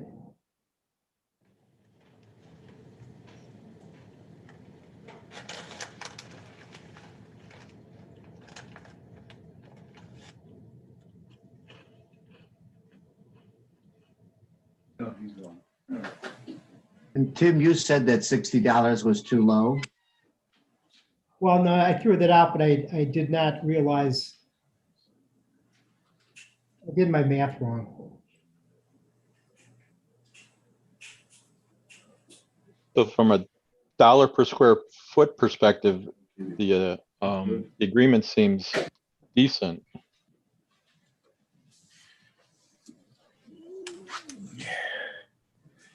But from a market value, it's only 3.1 million.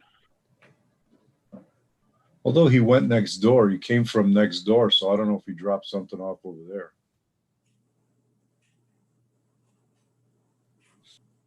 Mike, what'd you say it comes out to about $75 a stipulation?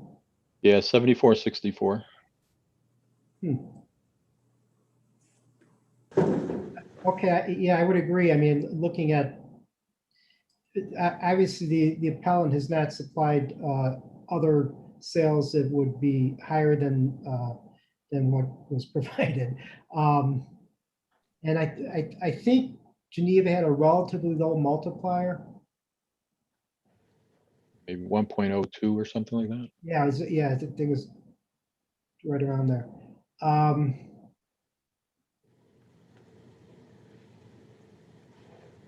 That being said, perhaps the stipulation is the correct fair figure. I thought it was lower. I was looking at the complaint rather than the step. Are you gentlemen comfortable with the stipulation?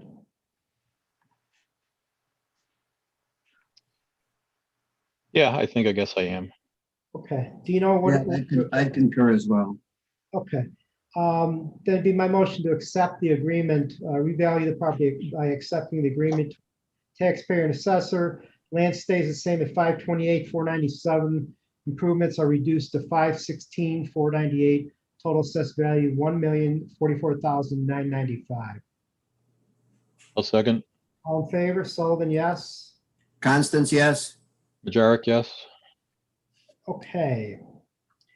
We are moving on to complaint number 580. Dino, this is yours. This is in Aurora Township. Yes, this was on a recommendation of the assessor, basically taking off the equalizer. We had an intervener. The intervener had agreed with that, did not object. It was a 219 agreement with that same assessment of 2,931,000. And my notations here were indicating that a STIP had been started for all to sign and then sending it on to Donna.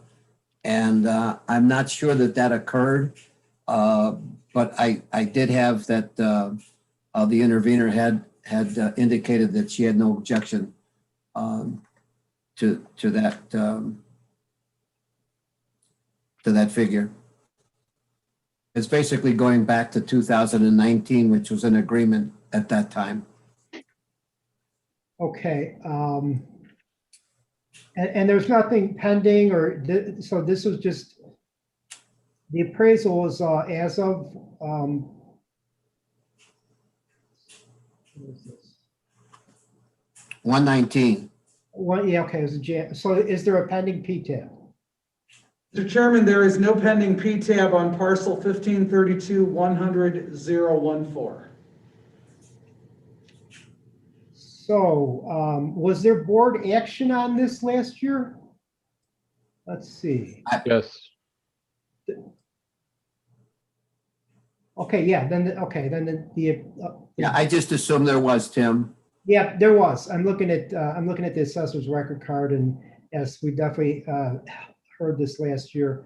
I have no problem with the equalization factor being essentially removed. And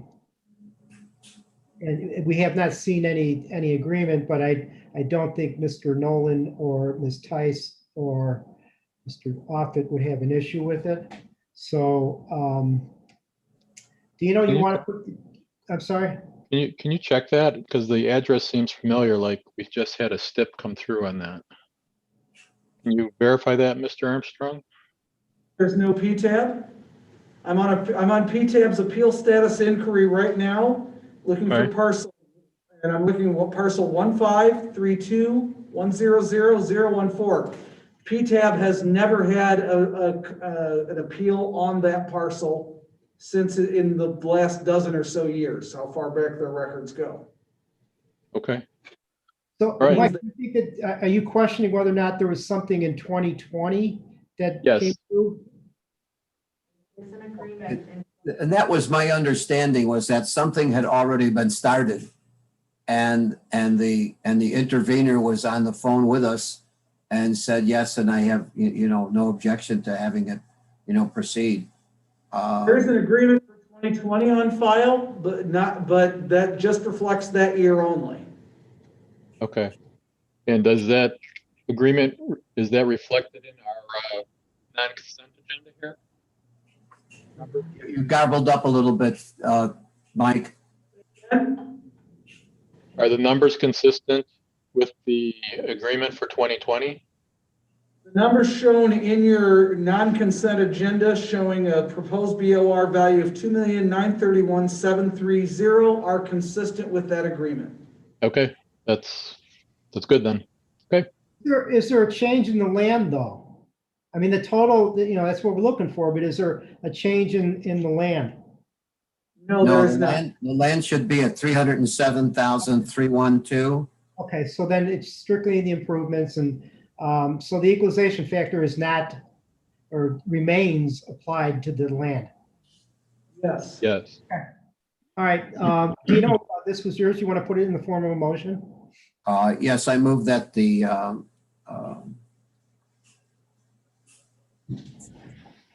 assessment be reduced, leaving the land at 307,312. I'm sorry, I got to do some math real quick. It's just a total of 2,931,730. Correct. Yeah. That's your motion then. Yes. I'll second that. All in favor, Sullivan, yes. Constance, yes. Jarek, yes. Okay. We are moving now to docket 581, 82, and 583. This is for a property in Aurora. Kevin, you have flagged this. There is a pending PTAB. Is there, let's see, this was heard on December 3rd.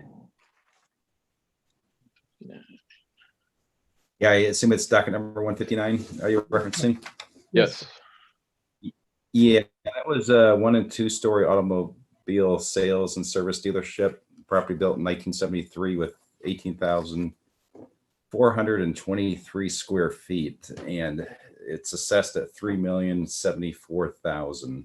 There is an appraisal. Hastings appraisals for $1,600,000. Appraisal was performed on January 1st, and then there was a contract that took place on the property on July 9th, 2020 for $1,600,000. That ended up falling apart a couple months later, and since then another contract's come on the building that's lower than the $1,600,000. So with this, with there being a pending PTAB, I didn't do anything with it, but all the evidence points to a reduction, and the assessor's data supports the appellant's claim. So anyway, pretty compelling evidence that if you were to fight this at PTAB, you'd likely lose. So just wanted to give you the, I didn't do anything with this since it was a pending PTAB, and based on what you guys do, this will affect this one. So, Well, yeah, I would tend to agree. Was the intervener present on this? the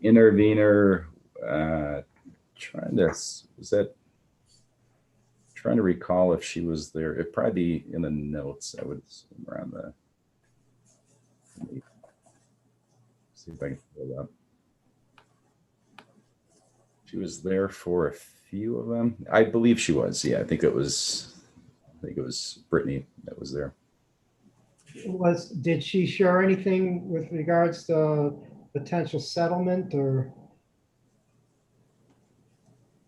She did not. I asked her if she had any evidence that she wanted to present that would support the current assessment, and she did not. So, Okay. Well, Davis has a single, I believe a single auto dealership sale. The appraiser's evidence is, it's, you know, it's metropolitan wide.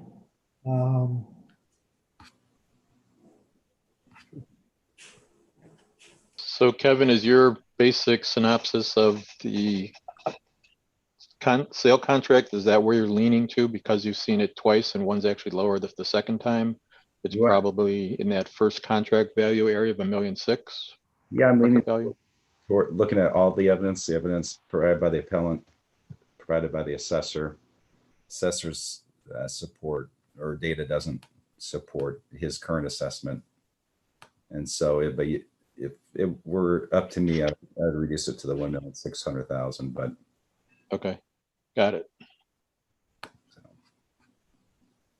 And just so that I can clear the record, and Kevin, and that first contract was in July of 20, correct? Yeah, the contract occurred after the appraisal. So the appraisal was done July 1st, 2019. They had a contract, which is in the evidence of July 9th, 2020. When I asked the attorney about the contract, he said that the contract ended up falling apart. And then subsequent to that, they have received another contract, which was lower than the 1,600,000. Do you know how much lower, Kevin? You know what? Going off my head, I think it was quite a bit. I think it's 300,000 or 400,000 lower than the 1.16. So, Okay. and he did not have that contract supplied prior to the hearing, so that was just hearsay. Okay. Well, the board did do something last year on this, and Right. well, yeah, I don't know where it started out at, but there was no doubt a reduction. This actually, I've appraised this property before as well as the next one, and you know, it's in this area, New York Street, that has a decent amount of traffic, but supporting properties are not. It's not cream of the crop in terms of retail destination.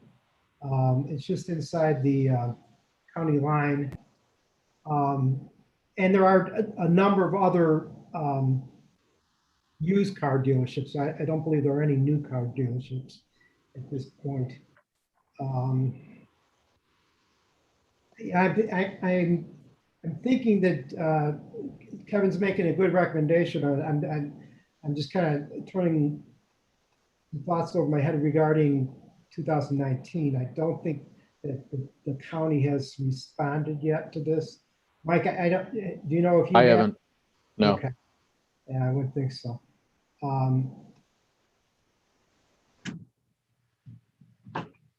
You know, it doesn't mean that we, if we do lower it, it does help the appellant's case for 19, but it short of having an appraisal done, it appears that it is warranted.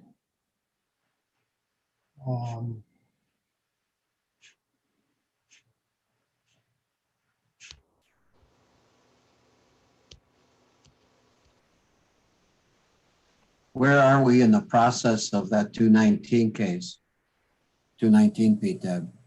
Case, the county was notified on a November 12th. We've notified units because of the amount of reduction required. No units have filed yet, although given the timing, they are not due yet. So they might be there at PTAB, but just not on PTAB's system. So we're still early in the 2020 case, or the 2019 case at PTAB.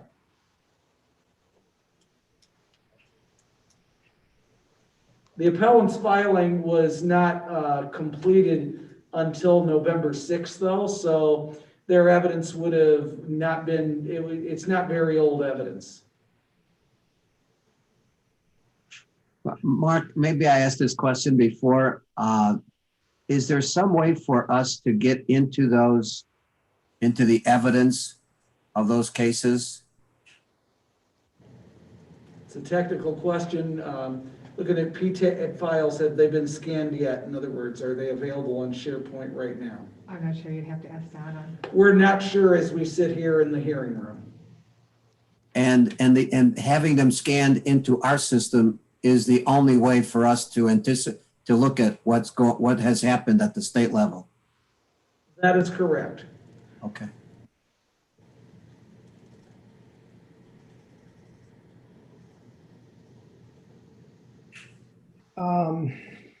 Well, I would agree. I think we should probably reduce this. Either we confirm it and take up 19 and 20, or we do something now and wait for 19 to make its way to be assigned.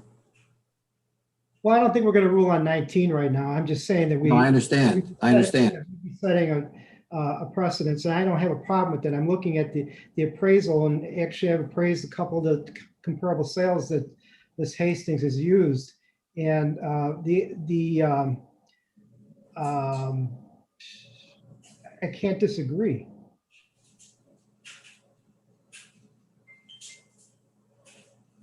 So we have 3 pins here. Is there any reason not to change, or is there any reason not to change the land values? I mean, I know Davis would prefer that we don't touch those. If you look at the condition of the building through the Yeah. report, I think this has been vacant for a couple of years.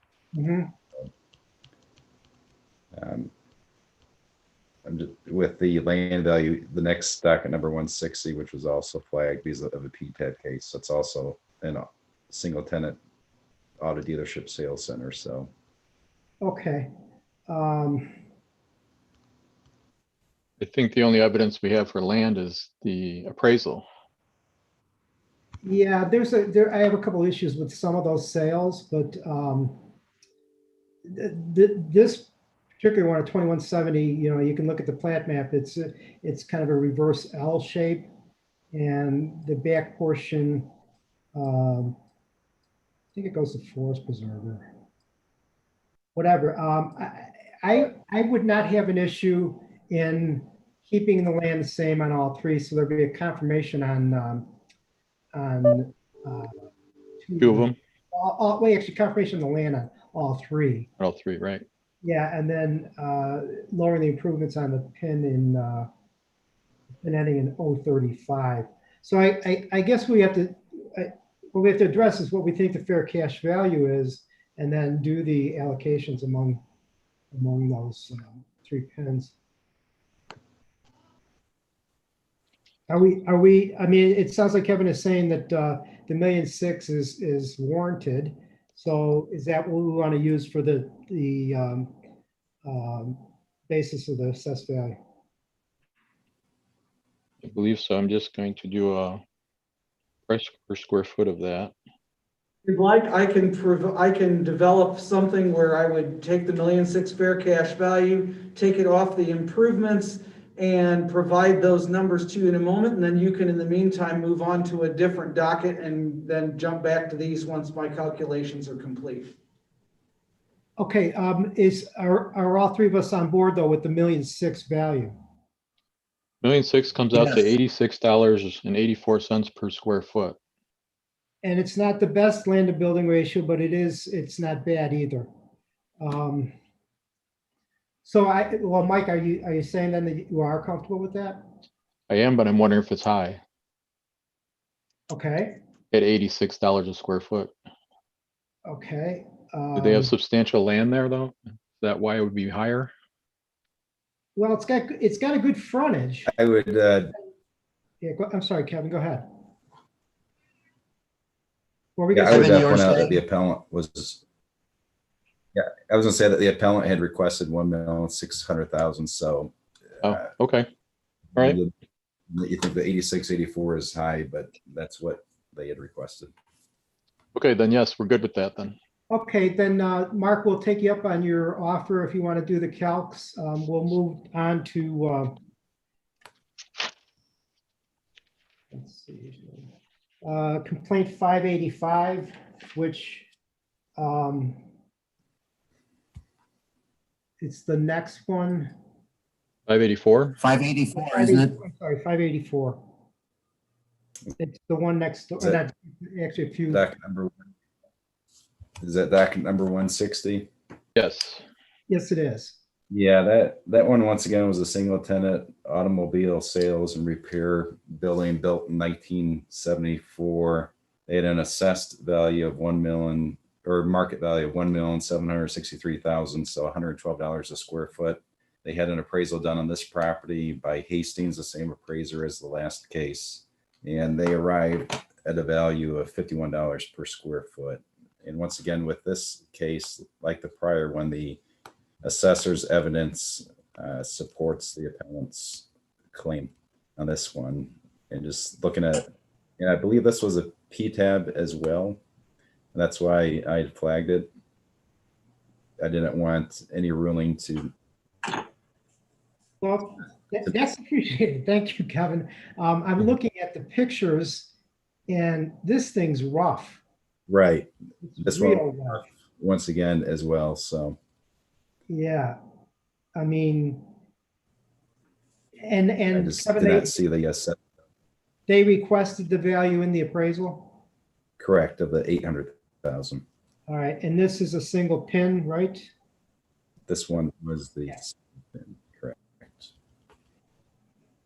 Gentlemen, I mean, it's not night and day, but I recall it's probably been 8 years since I've appraised both these properties, but the one that we're looking at right now it's quite a bit different than the one that Mark is working on, the allocations.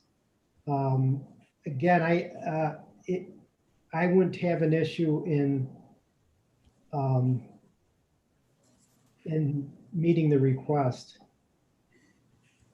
And then once again, with the intervener, I'd asked if she had any evidence she wanted to supply the board, and she did not. So, All right, Okay. I'm trying to get to the request. 800,000 market value. 100,000, yeah.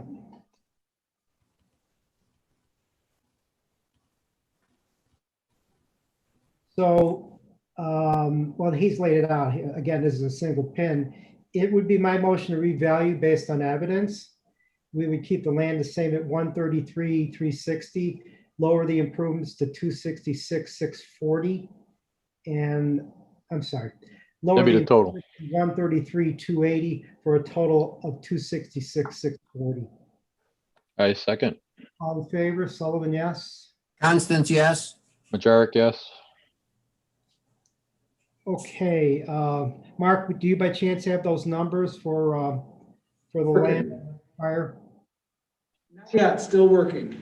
Okay, all right, actually, 585, I think that's another one, I guess.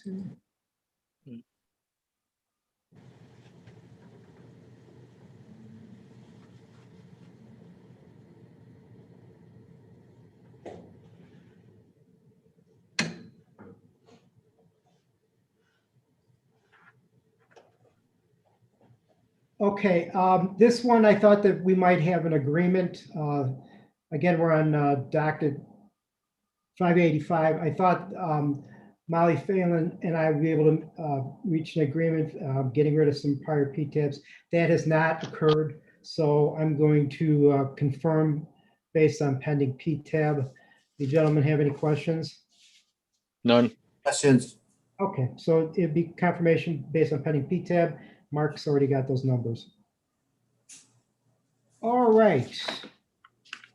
The last but not least on the non-consent, this point is complaint 586. I know nothing about it. Okay, well, learn real quick. This is the Best Buy in the, I think it's called the Gateway something or other. Orchard Gateway. Orchard Gateway, yes. We have an agreement, which I would need to refer to our clerk on. I saw it come in, but I'm not sure if it was both for 20 as well, so I need to confer with our clerk. Sorry, I don't know that I've seen that.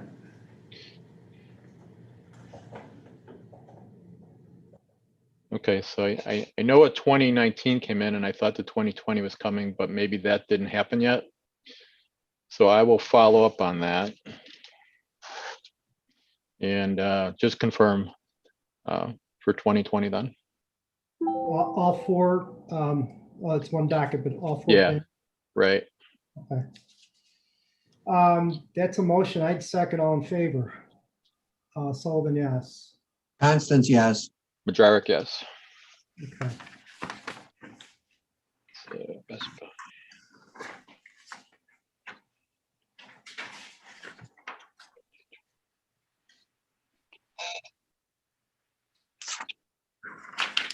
Okay. Mark, do you have those figures or? Just coming up on them, and I'm doing a proof check to make sure the math is working the way I think it should. Okay. All right, so for parcel number 1524-276-020, and that is agenda item 581, you would vote to confirm because it's land only.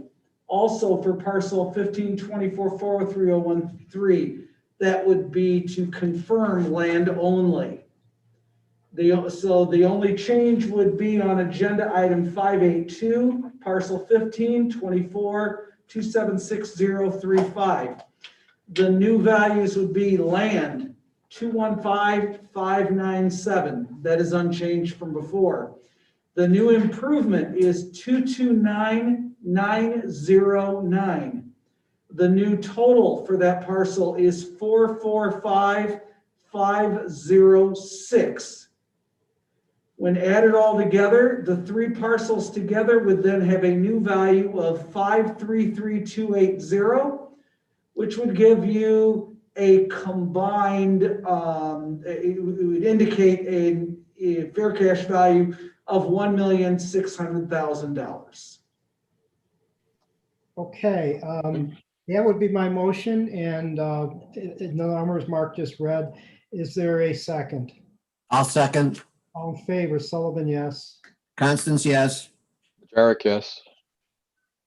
Okay. Then we are on to docket 590. I know I looked at this before. Is that the correct date of the hearing? That's not the date of the hearing, that's the date of the board action. And I do have additional submissions from the assessor and the complainant on this one per our discussion. They arrived during the meeting, so you've not seen them yet. If you'd Okay. like, I can go over what I've received. Yes, please do. What I've received is an agreement based on the evidence that each party has provided during the original complaint. And that would keep the land for parcel 0334326,114. It would keep the land at $458,978. It would reduce the improvements to $2,246,097. And then that would reduce the total assessment to $2,705,075. There's an additional parcel ending in 115, which is land only with an agreement to no change. The agreement is signed by both the taxpayer and the assessor. This is essentially the assessor's original offer to the taxpayer in October, which the taxpayer signed this morning. Do we have an intervener? No, there was no intervener in this one. But they were notified, new units were notified. No one intervened. Okay.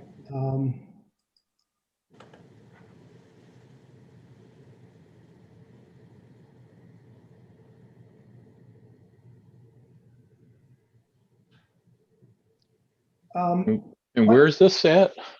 It's the Holiday Inn. Just reading over Mike Bielak's notes. There was an offer and he signed the stip, but Mr. Skidelsky had not, apparently as of your hearing on October 22nd. Mike, it looked like you had an issue with the FF&E treatment that, pardon me? I'm sorry. Yeah, I'm not sure who that was, Okay. but continue. Okay, yeah, actually, in the SharePoint that I'm looking at right now, it's page 58 or page 58 in the SharePoint PDF and page 50 in the appraisal. And there was a treatment or a return on FF&E of 750,000, which lowered the income, by that figure, and which is, the proper treatment. But I guess the question is whether or not the calculation of that was correct. Yes. And I can argue against cost or remaining term or the discount rate, but other than that, it looks like it's within appropriate parameters. I think Mike Bielak has addressed that as well, and I think he used a lower cap rate. He did use a lower cap rate. I'm trying to get to his evidence. All right.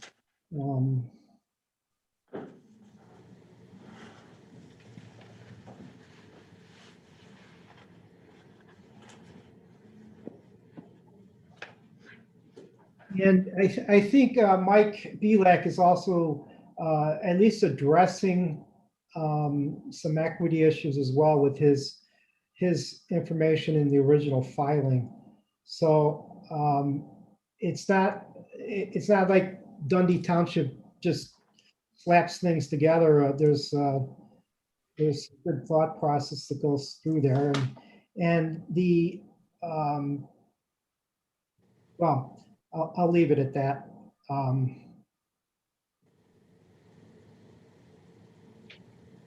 Well, as long as he's comfortable with it. Do either one of you have any argument with the $36,000 per room? It's kind of, this one is kind of hard to separate the COVID thing. We reject, or Mike Bielak rejected the second valuation from April 15th. He'll be addressing that next year. I think one of the points he made is that the appellant must have been asleep at the wheel because there was no 2019 filing, and there will be, in retro, it can't be done retrospectively. So I am good with the stipulations. Mike Bielak has gone through it, I think, with a fine-tooth comb. This was, Dino, back to your question on 36 grand, that this is a nice property, but I would agree with one of the things the appraiser had said is it's big. It's big. Yes, it's full service and whatnot. Even so, it's suburban and it's big at what, 222 units, I think, or Something like that, yeah. yeah. So anyways, Mark, 243. if I can double check that the stipulations, the unsigned, or the stipulations not signed by Skidelsky at the original hearing are the same numbers that you just read to us. Is that correct? I believe so. The total assessment on the STIP for the first correct. parcel is $2,705,075. Is that correct? Yes.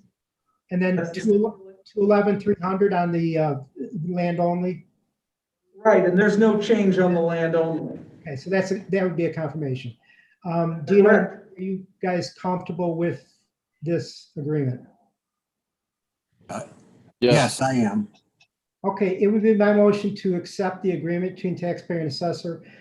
As we just stated, the PIN ending in 115 would be a confirmation of its land only. The change would come in the PIN ending in 114. Land would stay the same at 458,978. The improvements would be reduced to 2,246,097 for a total assessment on this property at 2,705,075. I'll second. I'll second that motion. All right, I think I might beat Dino to the second, but we're all in agreement. All those in favor, Sullivan, yes. Constance, yes. Majoric, yes. Okay.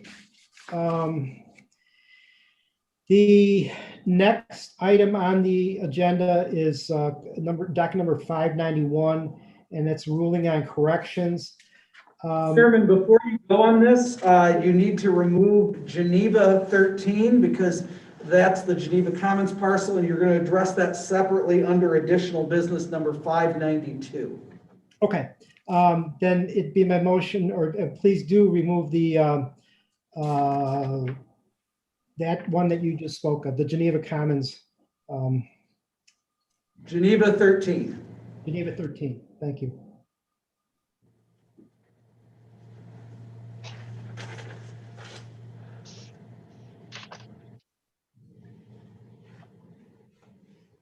We now need a motion to approve the remaining corrections. Okay, so moved. Already issued, and nobody has requested a hearing. Okay. We need a second?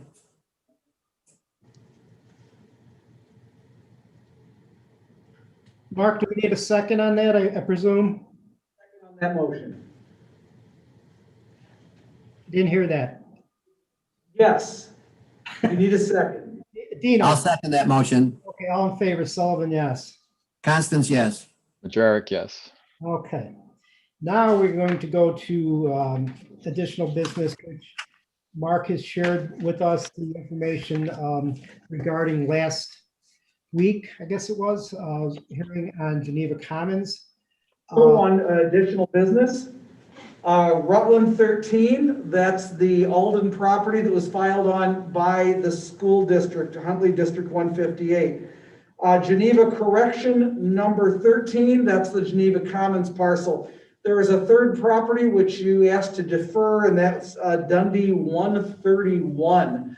And that's the parcel with the solar panels, Mr. Sullivan. Okay. Okay. I would need some, oh boy. What was the date of the original hearing on the, let's take care of the Dundee 131. Do we have a date on that hearing? October 8th, Room A. room A, which is the morning room on that. So this is parcel 0333400018. It's located at 1111 Davis Road. The owner of record is Rainey Elgin LLC.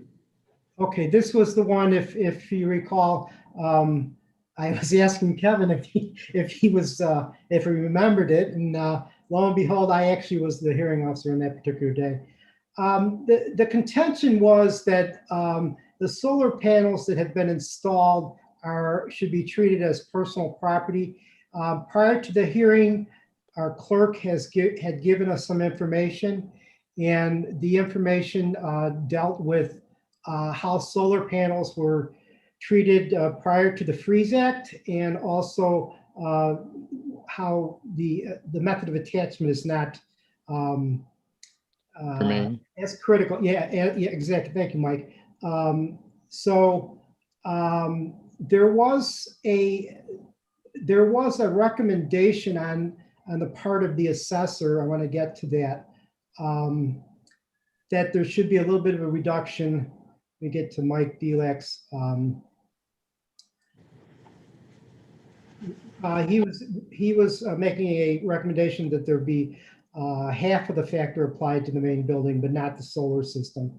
And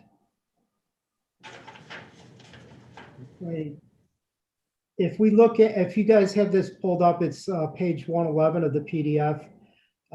Got it. Okay. And the proposed is, it does reflect that Half slightly, factor. actually taking the factor off. Yeah. Okay. And I'm comfortable with that.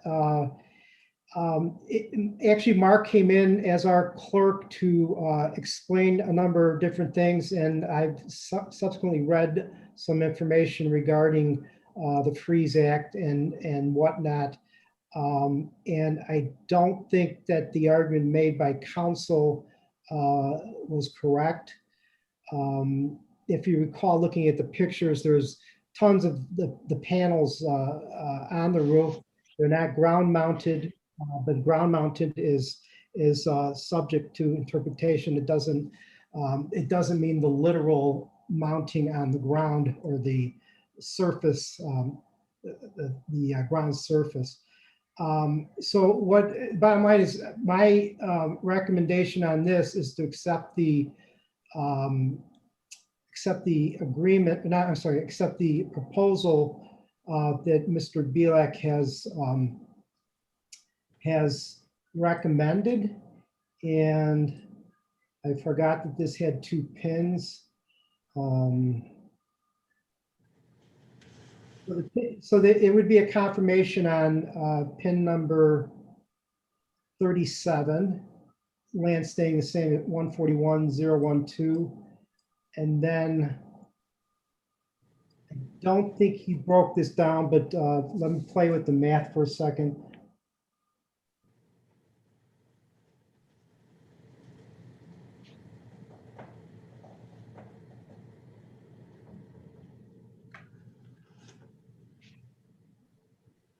The change would come in the pin ending in 018, and I'm still trying to see where. It's hard to read. Yes. The improvements would be 3,183,034. I believe that's. Value number? I'm sorry, Mark, I didn't hear that. I presume that'd be a fair market value, because you said 3,183,000. Yes, I get confused all the time with Mr. Belak's charts. They're very clear, but it's a little bit different format than Anybody else? Yes. So the reduction would come in the improvement to 1,060,905. And again, that would be on the pin ending, I believe, in 37. 30. 37. Yeah, 37. Wait. The pin with the improvements is 333,400,018. Yeah, it's 18 has the building on it. Okay.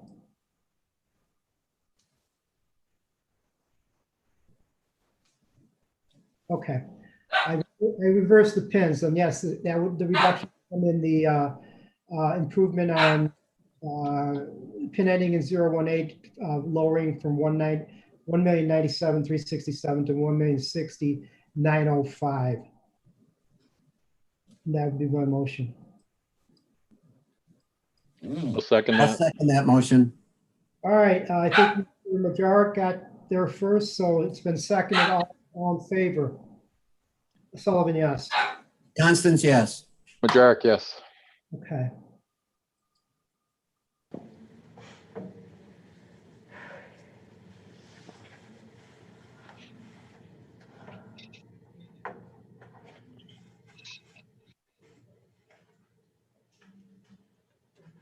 Okay, now are we on Geneva Commons? It's either that or Rutland, so Geneva Commons, that would be docket 2020-GEPV-0013. And also along to the right on that is 0014. Those are parcels 1205, 228, 010, and 009. These are the ones that you heard last week it was in this meeting, and you held the hearing yourself, so you closed it as a group. The proposed changes were in the agenda for that one. To reduce the PIN ending in 009 was the proposal to 1,751,825. To the one ending in 009, reducing the total to 28,878,445. Okay, gentlemen, what are your thoughts on this? Well, I'll let you comment, and then I'll share my thoughts as well. Want me to go, Dino? Yes, I've got a couple of observations. It seems to me that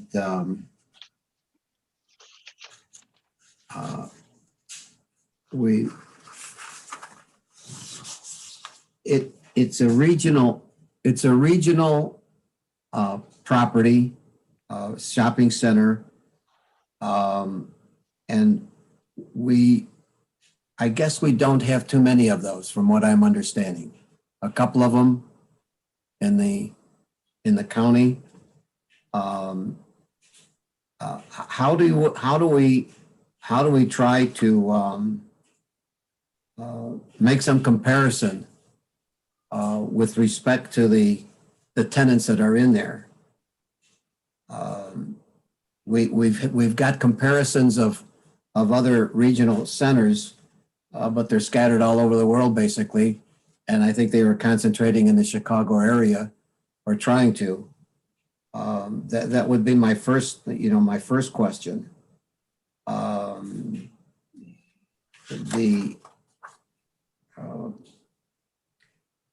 And then when it came to the operating expenses, it seemed as though we had revenue that was identified as overage rent and then recoveries.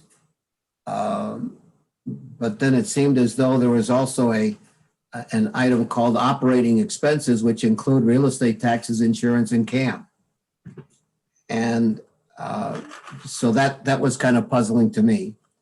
The third thing was I did not see anything where there was an actual dollar figure given for reserve for capital expenditures. There was nothing taken showing what that might be, although they're taking a figure of $2 million as what I appear to be a roof replacement. But I don't know where they're getting that from, or whether there's any money there available from some previous payments. So those are just my observations for you guys to help me out with. Okay, so I took a broader approach, and basically our first two issues are we don't have an appraisal for our purposes. In other words, ad valorem. They have an appraisal done for, I think it said, financial purposes. So we have some issues with that, as well as we don't have an appraisal for January 1 of 2020. They supplied June or July of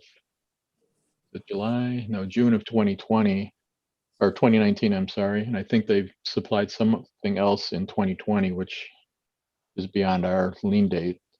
We have issues with their information. And I kind of lean towards Dino as well with, it looks like the way they've captured the reimbursements is low. So they may have understated the reimbursements, which would then in effect lower the income and then also lower the value. So there's a number of issues with going through the appraisal that would need to be ironed out. I think their value conclusion like 94 million. Last year, I believe it was at somewhere around 100 million. And I don't know if that was a conversation that was an agreement of that number. I know there was I guess, a conversation about the cap rate, but I don't know if that was a conversation about the overall value. It was, Mike.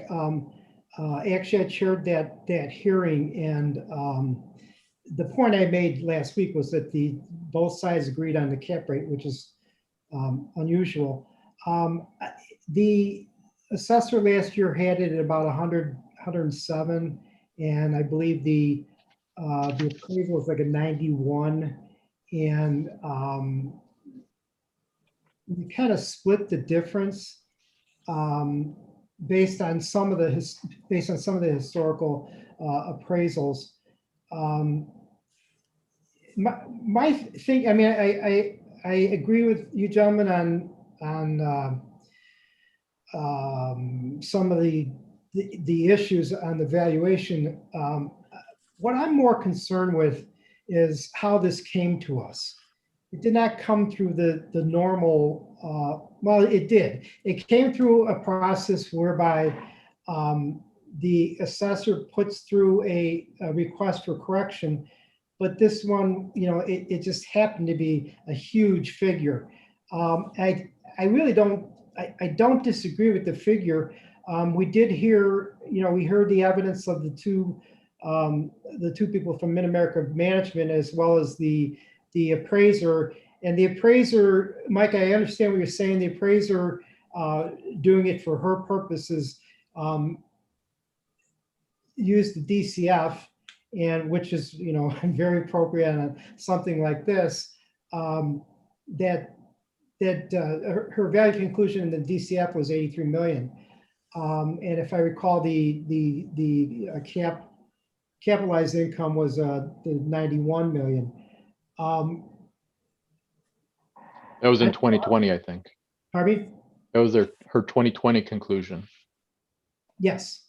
Well, there was the one at the December 19th, though, which is of December of 2019 as well. So it was a day off from the lien date, if I recall. Oh, I don't think I saw that. I saw one for June, and that was 94 million. Okay. I'm just going to go back to perhaps we address this, and Mark could maybe mention something about this. The correction form does not provide for a lot of information, but that doesn't mean the assessor can't share with the board what their thoughts were. Most of the time, it just says revalue based on whatever physical discrepancy or something, but it's very short in one line. So we got a reduction here of $10 million fair cash with no explanation. But after the hearing last week, I don't, and given the state of retail in general, I don't disagree with it.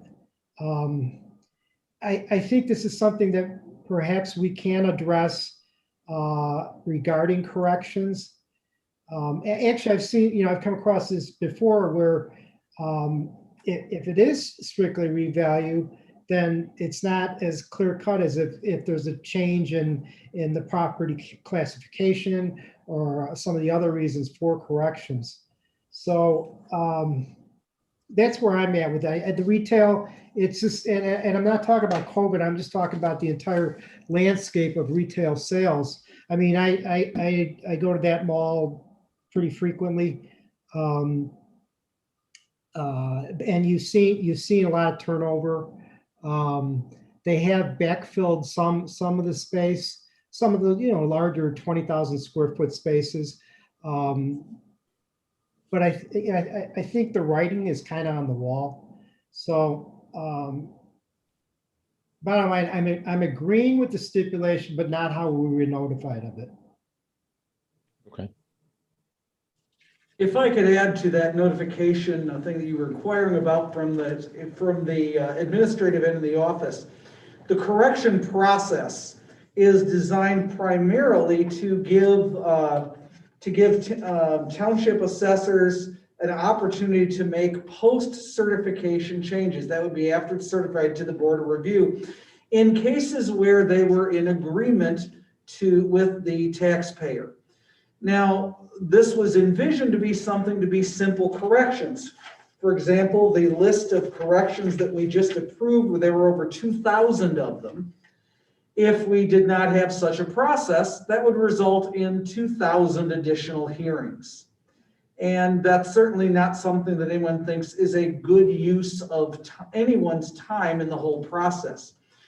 Having said that, I'm not sure that the board ever envisioned an adjustment of $10 million of market value being done with simply a one-word description of revalue. And that's probably the concern that was brought to us by an intervening taxing district in this case. Because of our compressed timeline, it's not like a hearing where we offer 30 days and the taxing districts have 30 days to get evidence together.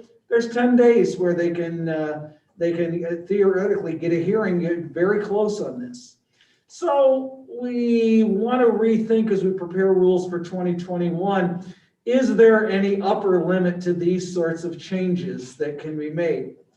Having said all of that, it's important to note that just because it was not contemplated that this was only meant for simple lower value changes, certainly not things over $100,000. That was never communicated. It was never part of the rules. It was never something where said to the assessors, hey, don't do this. So while we could say, yeah, this is unusual, it's certainly unprecedented. Part of it is there are very few properties in Kane County that are like Geneva Commons where you could get a value reduction of this month and still have it be under 10% of the total value change, which is where this ended up being. So when we convene for the 2021 year, it's a conversation we need to have. One spot where we might make such a threshold is that $100,000 level, because that's the one that requires notification of taxing districts. And so you would actually eliminate it from that point if you wanted to do something along those lines. But that's for the future. It's not for what's here now. So, Mr. Chairman, does that answer address the issues you were contemplating when you mentioned earlier that you might ask me to explain it? Yes, yes. Well, I'll leave it at that. It happened the way it did. It was not that it was disallowed, but I think common sense would say that, this could cause an issue. And I think we can address that in rulemaking when we get to that point. Yeah, a little heads up would have helped. Yeah, there you go. There you go. And perhaps the hearing would have occurred at a earlier date. As Mark said, we're scrambling. We'd like to rule on as many things for 2020 that may take care of prior year filings and whatnot. So if gentlemen have further comments, or what number should we be at? I would have thought we'd be between the appraisal and last year. So, but.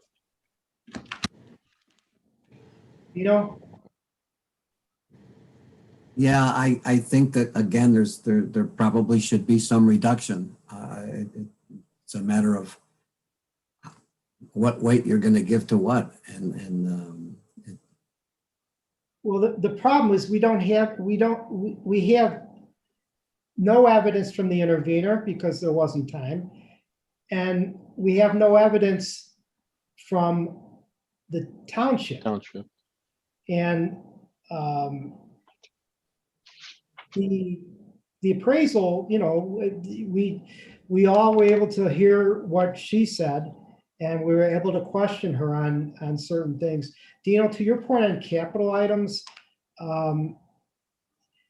in In other rulings by the board, where a lot of times we'll make a 1-year recommendation, and that's for someone to take care of some outstanding issue. I don't know if a $2 million reduction is appropriate, but we're dealing with a big property of 424,000 square feet, and it's not a real unusual figure for something of the subject size. But Yeah, I guess I'm not arguing that the expenditure is not valid. I'm just wondering, are there some dollars that were not being shown? A financial statement, would have identified what are the assets? Well, where do they have, other cash on hand, for example? If that is even in the cards, I don't know. well, who's going to make a motion?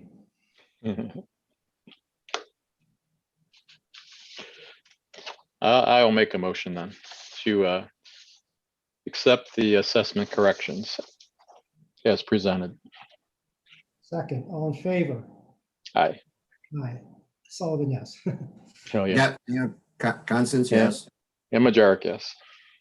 Okay, Mark, I'm assuming you have the figures as I don't have to slip on the screen here. In the agenda of the December 15th meeting, so we do have all those figures. So that leaves us to Rutland 13. Okay, this was an unusual, I have not encountered this before in my years on the board where the intervener actually brings the action. Gentlemen, we heard last week, we heard the appellant's counsel, we heard the intervener. The first thing that the appellant's counsel said was, hey, the intervener's evidence is insufficient. But he didn't reflect on his own evidence as, maybe in the same vein. And I understand, Yes. I understand why. Bottom line on this is, I think in what we have done in the past where a assisted or skilled care facility has not reached stabilization yet, we have not assessed it at a full figure. And Mike, you were actually alluding to this last week, that even with some pretty high figures, the total assessment as stabilized would not be at the cost that was reported. So again, this was a relatively quick turnaround time in terms of hearing. We did it. I think Mark was able to set it up within 10 days or so. So in other circumstances, we might have appraisals. But I did point out that there is a pending 19. The taxpayer has requested a second 90-day extension. I don't recall exactly when that runs out. I think sometime January or February. But nonetheless, I think I'm just speculating here that I think that he'd be hard pressed to get a figure anywhere close to what his request is. And Dino, to your point about the last one, if you're in this business, you better have the pockets to run the facility if you've got one occupied bed. They're not at this point yet.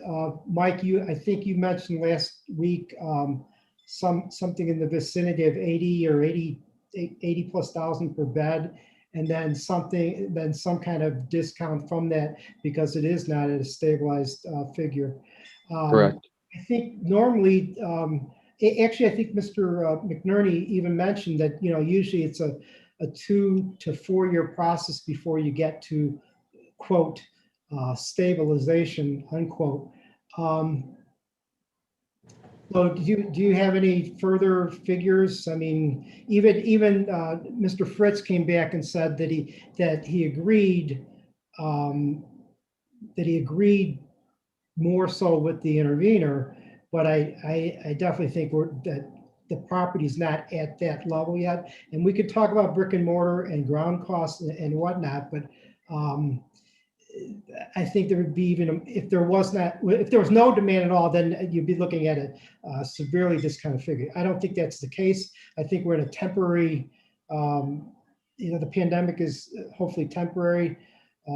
Things are looking up a little bit different, and in my appraisals, I'm changing my wording a lot. Haven't got the vaccine yet, but I do think that we should recognize that they're still essentially in their lease up stage. Yeah, the comment from Mr. McNerney, correct? Was it Patrick McNerney? Yeah. Yeah. Was the 3-year lease up period to stabilization. So in this case, they'll probably go 4 to 5. Yeah. Because of the pandemic primarily. But I used the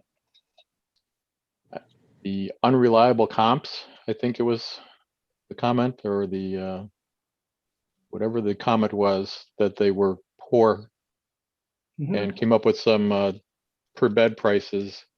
And I really zoned into the 1601 Farnsworth, which is actually in our county, and that was reported on CoStar at something like 6 million or 5 million, but it actually had a loan amount of 12 million 8. So it most likely was appraised at about a $17 million figure. So to Mr. McNerney's point, they're not very accurate in CoStar. So that would be about $17 million for that property in Aurora. And I thought I did a price per bed on that, but I guess I didn't. Oh, no, I did. Comes out to $108,974 per bed. I'm And sorry, Mike, 108? 108.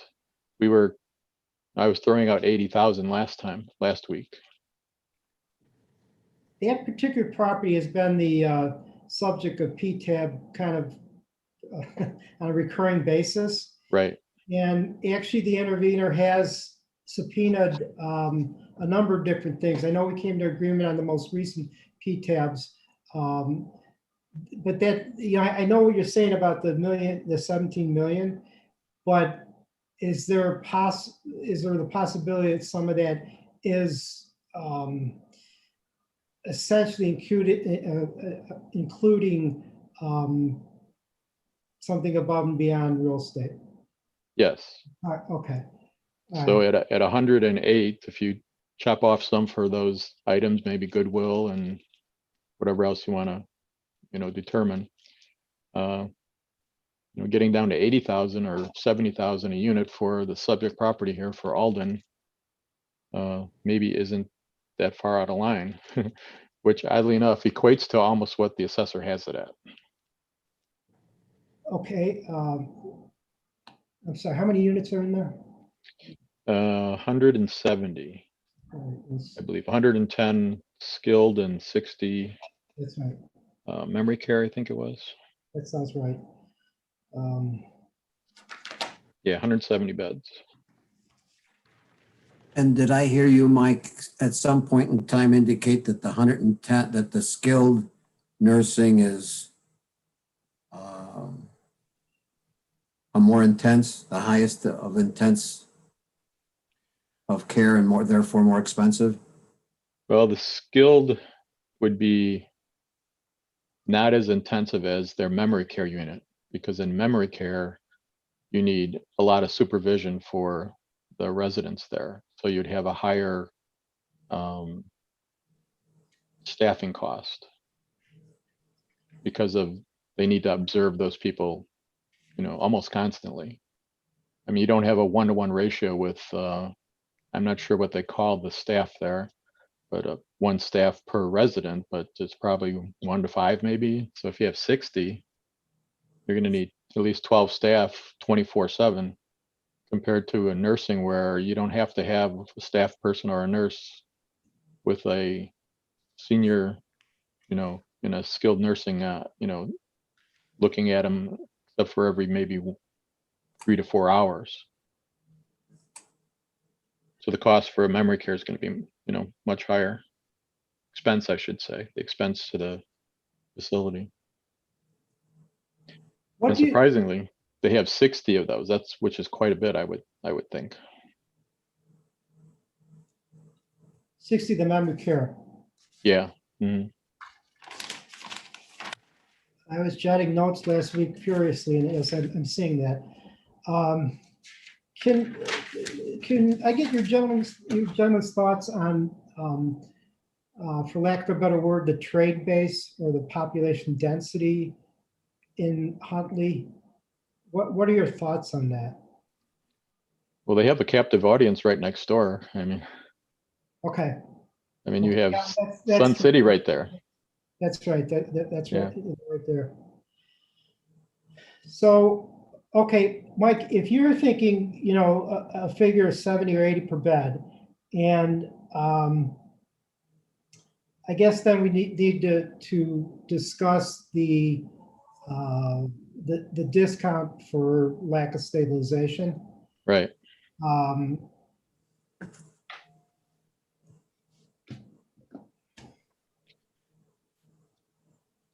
So I would say maybe we go down to 65 to 70 to account for that. on a unstabilized basis. Correct. Okay.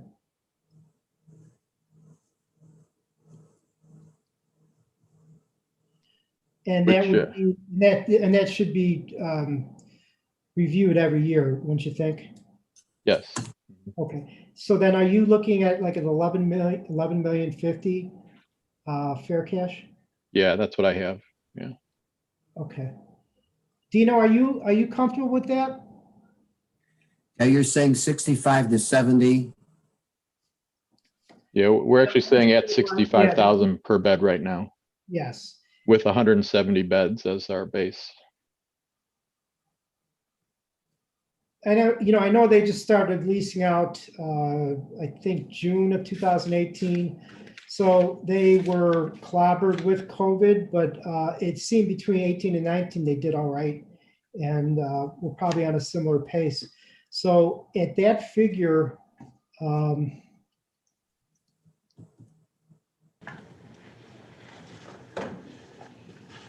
you be coming at a assessed value at 3,682,965? Sounds about right. And there was a request for a change in the land, or not really a request, but a critique of the assessed value on the land. But I think the assessors are always going to try to be as uniform as possible. So is there any reason to address a change in land value? I don't think so. I don't think it's needed, but I'm doing some math now. Okay.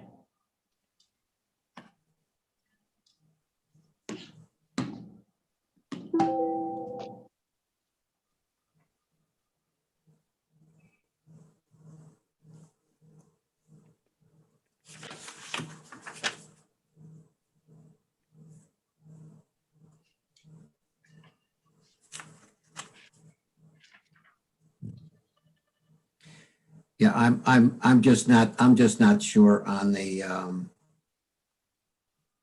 that land value, Tim.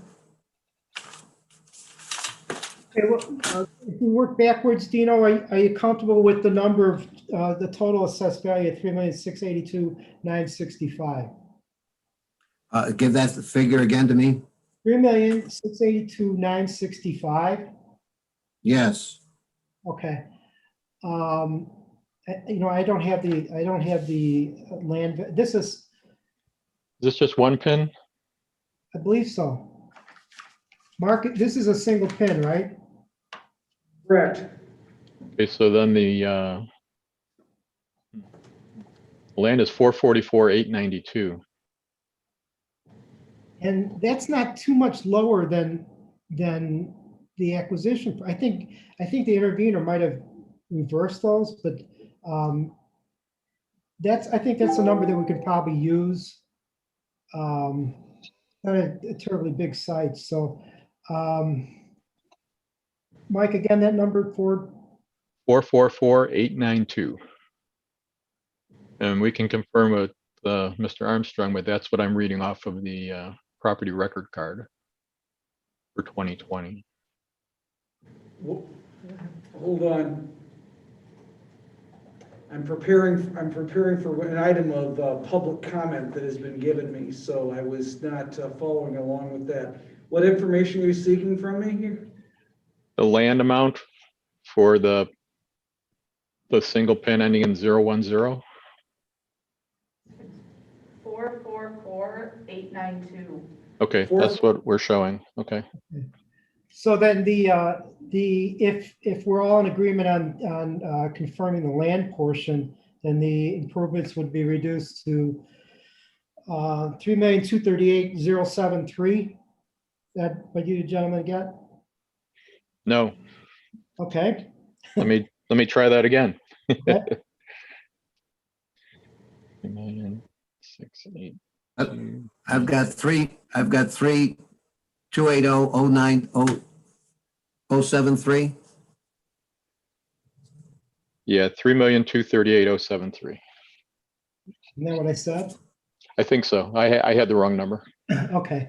Okay, so then are we good with putting that in the form of a motion? Yes. Okay. Yes. Based on evidence submitted, it would be my motion to revalue the property, keeping the land the same at 444892, reducing the improvements to 3,238,073.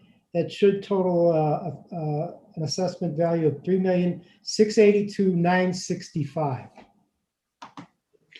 I'll second that. In a second, all in favor, Sullivan, yes. Constance, yes. Majaric, yes.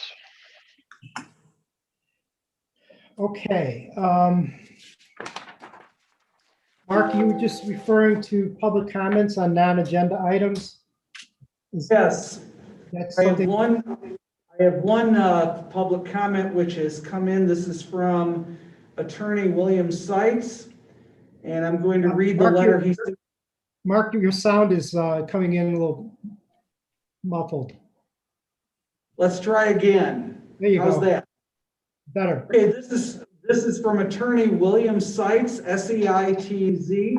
I'm going to read this verbatim from what he has sent me at 7:51 a.m. this morning. This property is Firethorn Apartments, 1320 to 1370 Brook Street, St. Charles, parcel 0928378156. I have not heard anything more on this, but this is a Class C apartment building that the St. Charles Township Assessor's Office is using the same base cap rate as a Class A apartment building. This is the opposite of the situations in Aurora/Elgin, whereby a township assessor here does need the Board of Review to serve as a check and balance upon the assessor.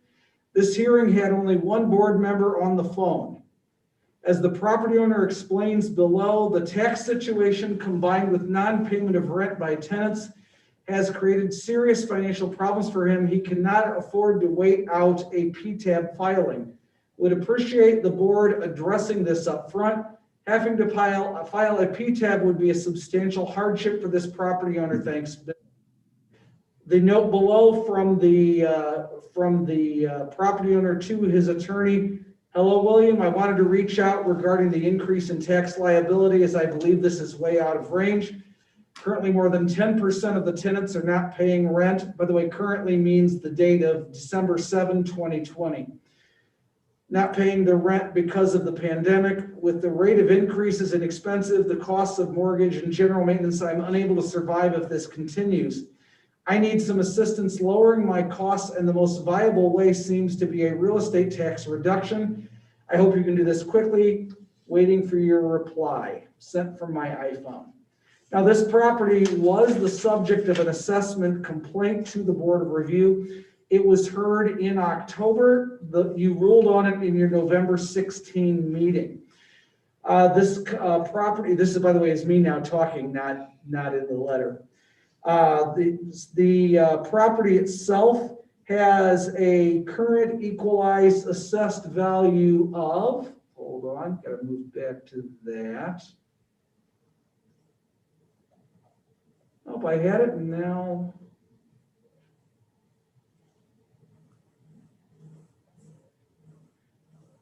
I had it up and I have misplaced it, so let me go back here and bring that up.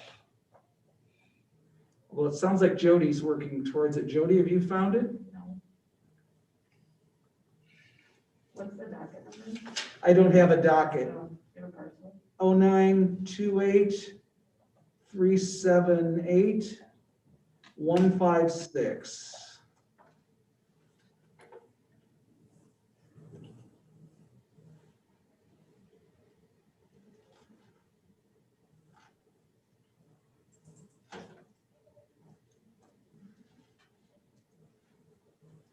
So it has a current equalized assessed value for 2020 of $3,344,904.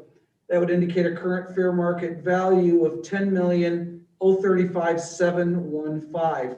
The most recent sale on the property was in 2017 for $8,280,000. At that sale, they checked that it was not advertised for sale, but on the PTAX 203A, the seller and buyer both signed a sworn affidavit saying that, yes, that was the fair market value. This is a 72-unit property. This is a former condominium building that has been deconverted to apartments. Each of the buildings are 2 bedrooms, 2 baths.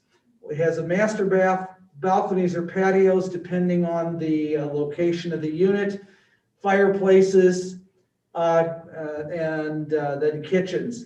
You can see it online. The website that you would go to if you want to look real quick is, and you can read this all one word, 5starchicagoapartments.com/Firethorn, and that's FIRETHORNE.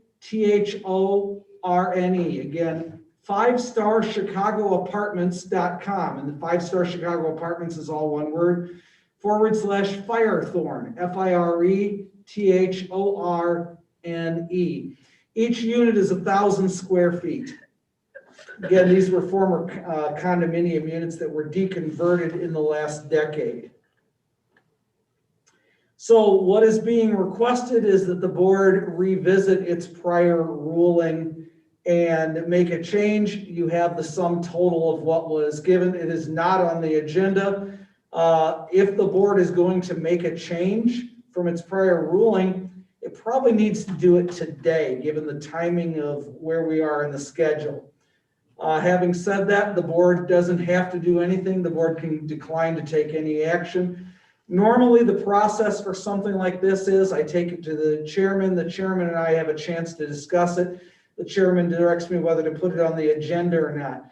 Because of the timing of this request, again, the request was received at 7:51 a.m. this morning.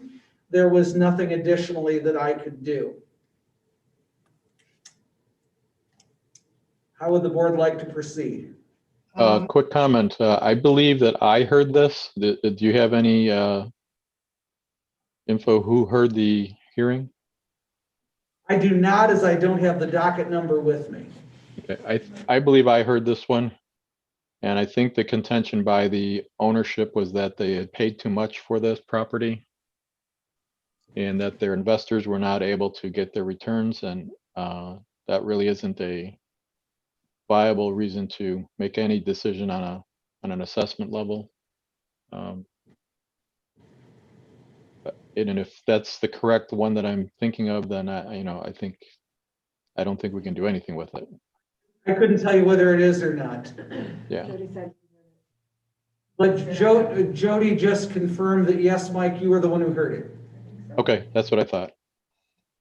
This property has also been the subject of PTABs in recent years, and the 2017 price, it seemed to fall in line with other transactions that were taking place. As Marcus mentioned, this is it remains condo ready. I'm not sure when the deconversion took place. I'm not sure if any units were ever sold as condominiums. But I would disagree with Mr. Seitz's assessment as this being a Class C property. It's, There is a pool, there are garages. well, there you go.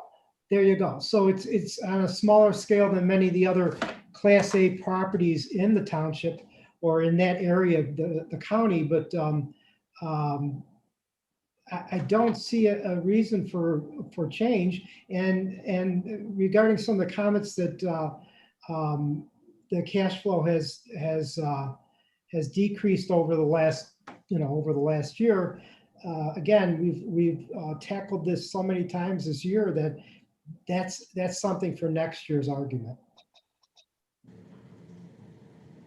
So I think we respectfully decline to take action on this issue. I agree. Okay. There is no further public comment, Mr. Chairman. Okay. Then we go on then to docket number 594.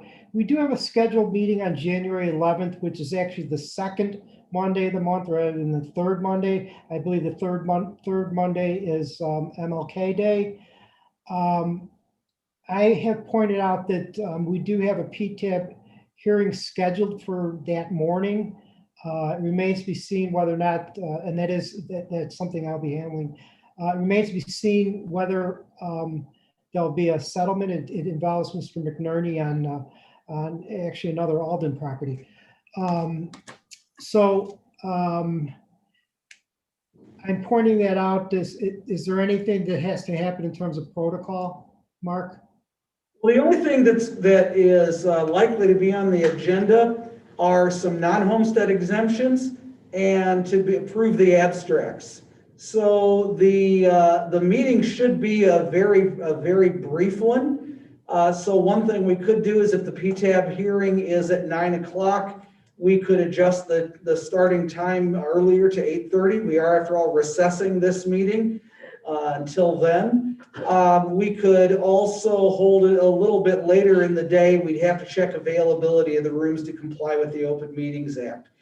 But I don't expect there to be much to do that day if everything works the way we think it will. Okay, Mark, on an additional schedule. I'm sorry. What I'm saying is I'm also scheduled for an afternoon PTAB hearing. I forget which township, but it's a Home Depot. So later in the day probably it would not work. Earlier, if it were to be earlier, I would suggest 8 o'clock rather than 8:30.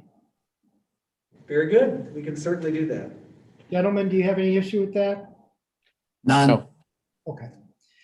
Okay, then if there's nothing further, I would move to recess until January 11th. at 8 o'clock versus- I have a question just for confirmation here. Did we handle the Woodmans already? I believe, let's see. Did we vote on accepting everything except for item number 5? That's what I'm not sure. Did we vote? Yes, we're told we did. It was on the consent agenda, correct? Yes. Okay, That's fair what I enough. thought. Okay. So Okay. I now- believe let's see, Woodman's, That was item number 372 and 373. 372 and 373 were Woodman's. Okay, The one And where you we're- took everything but item number 5 of the everything but writer. 5, correct. Everything but 5. Yes, you did do that. Okay, Thanks, Mike. nothing else? Then there is nothing else. Well, I appreciate everyone joining us and the best of holidays. Stay Yep, happy safe. holidays. Happy holidays, you guys. Everybody, All right, take care. Take care. Happy holidays, everybody. Bye-bye. bye-bye.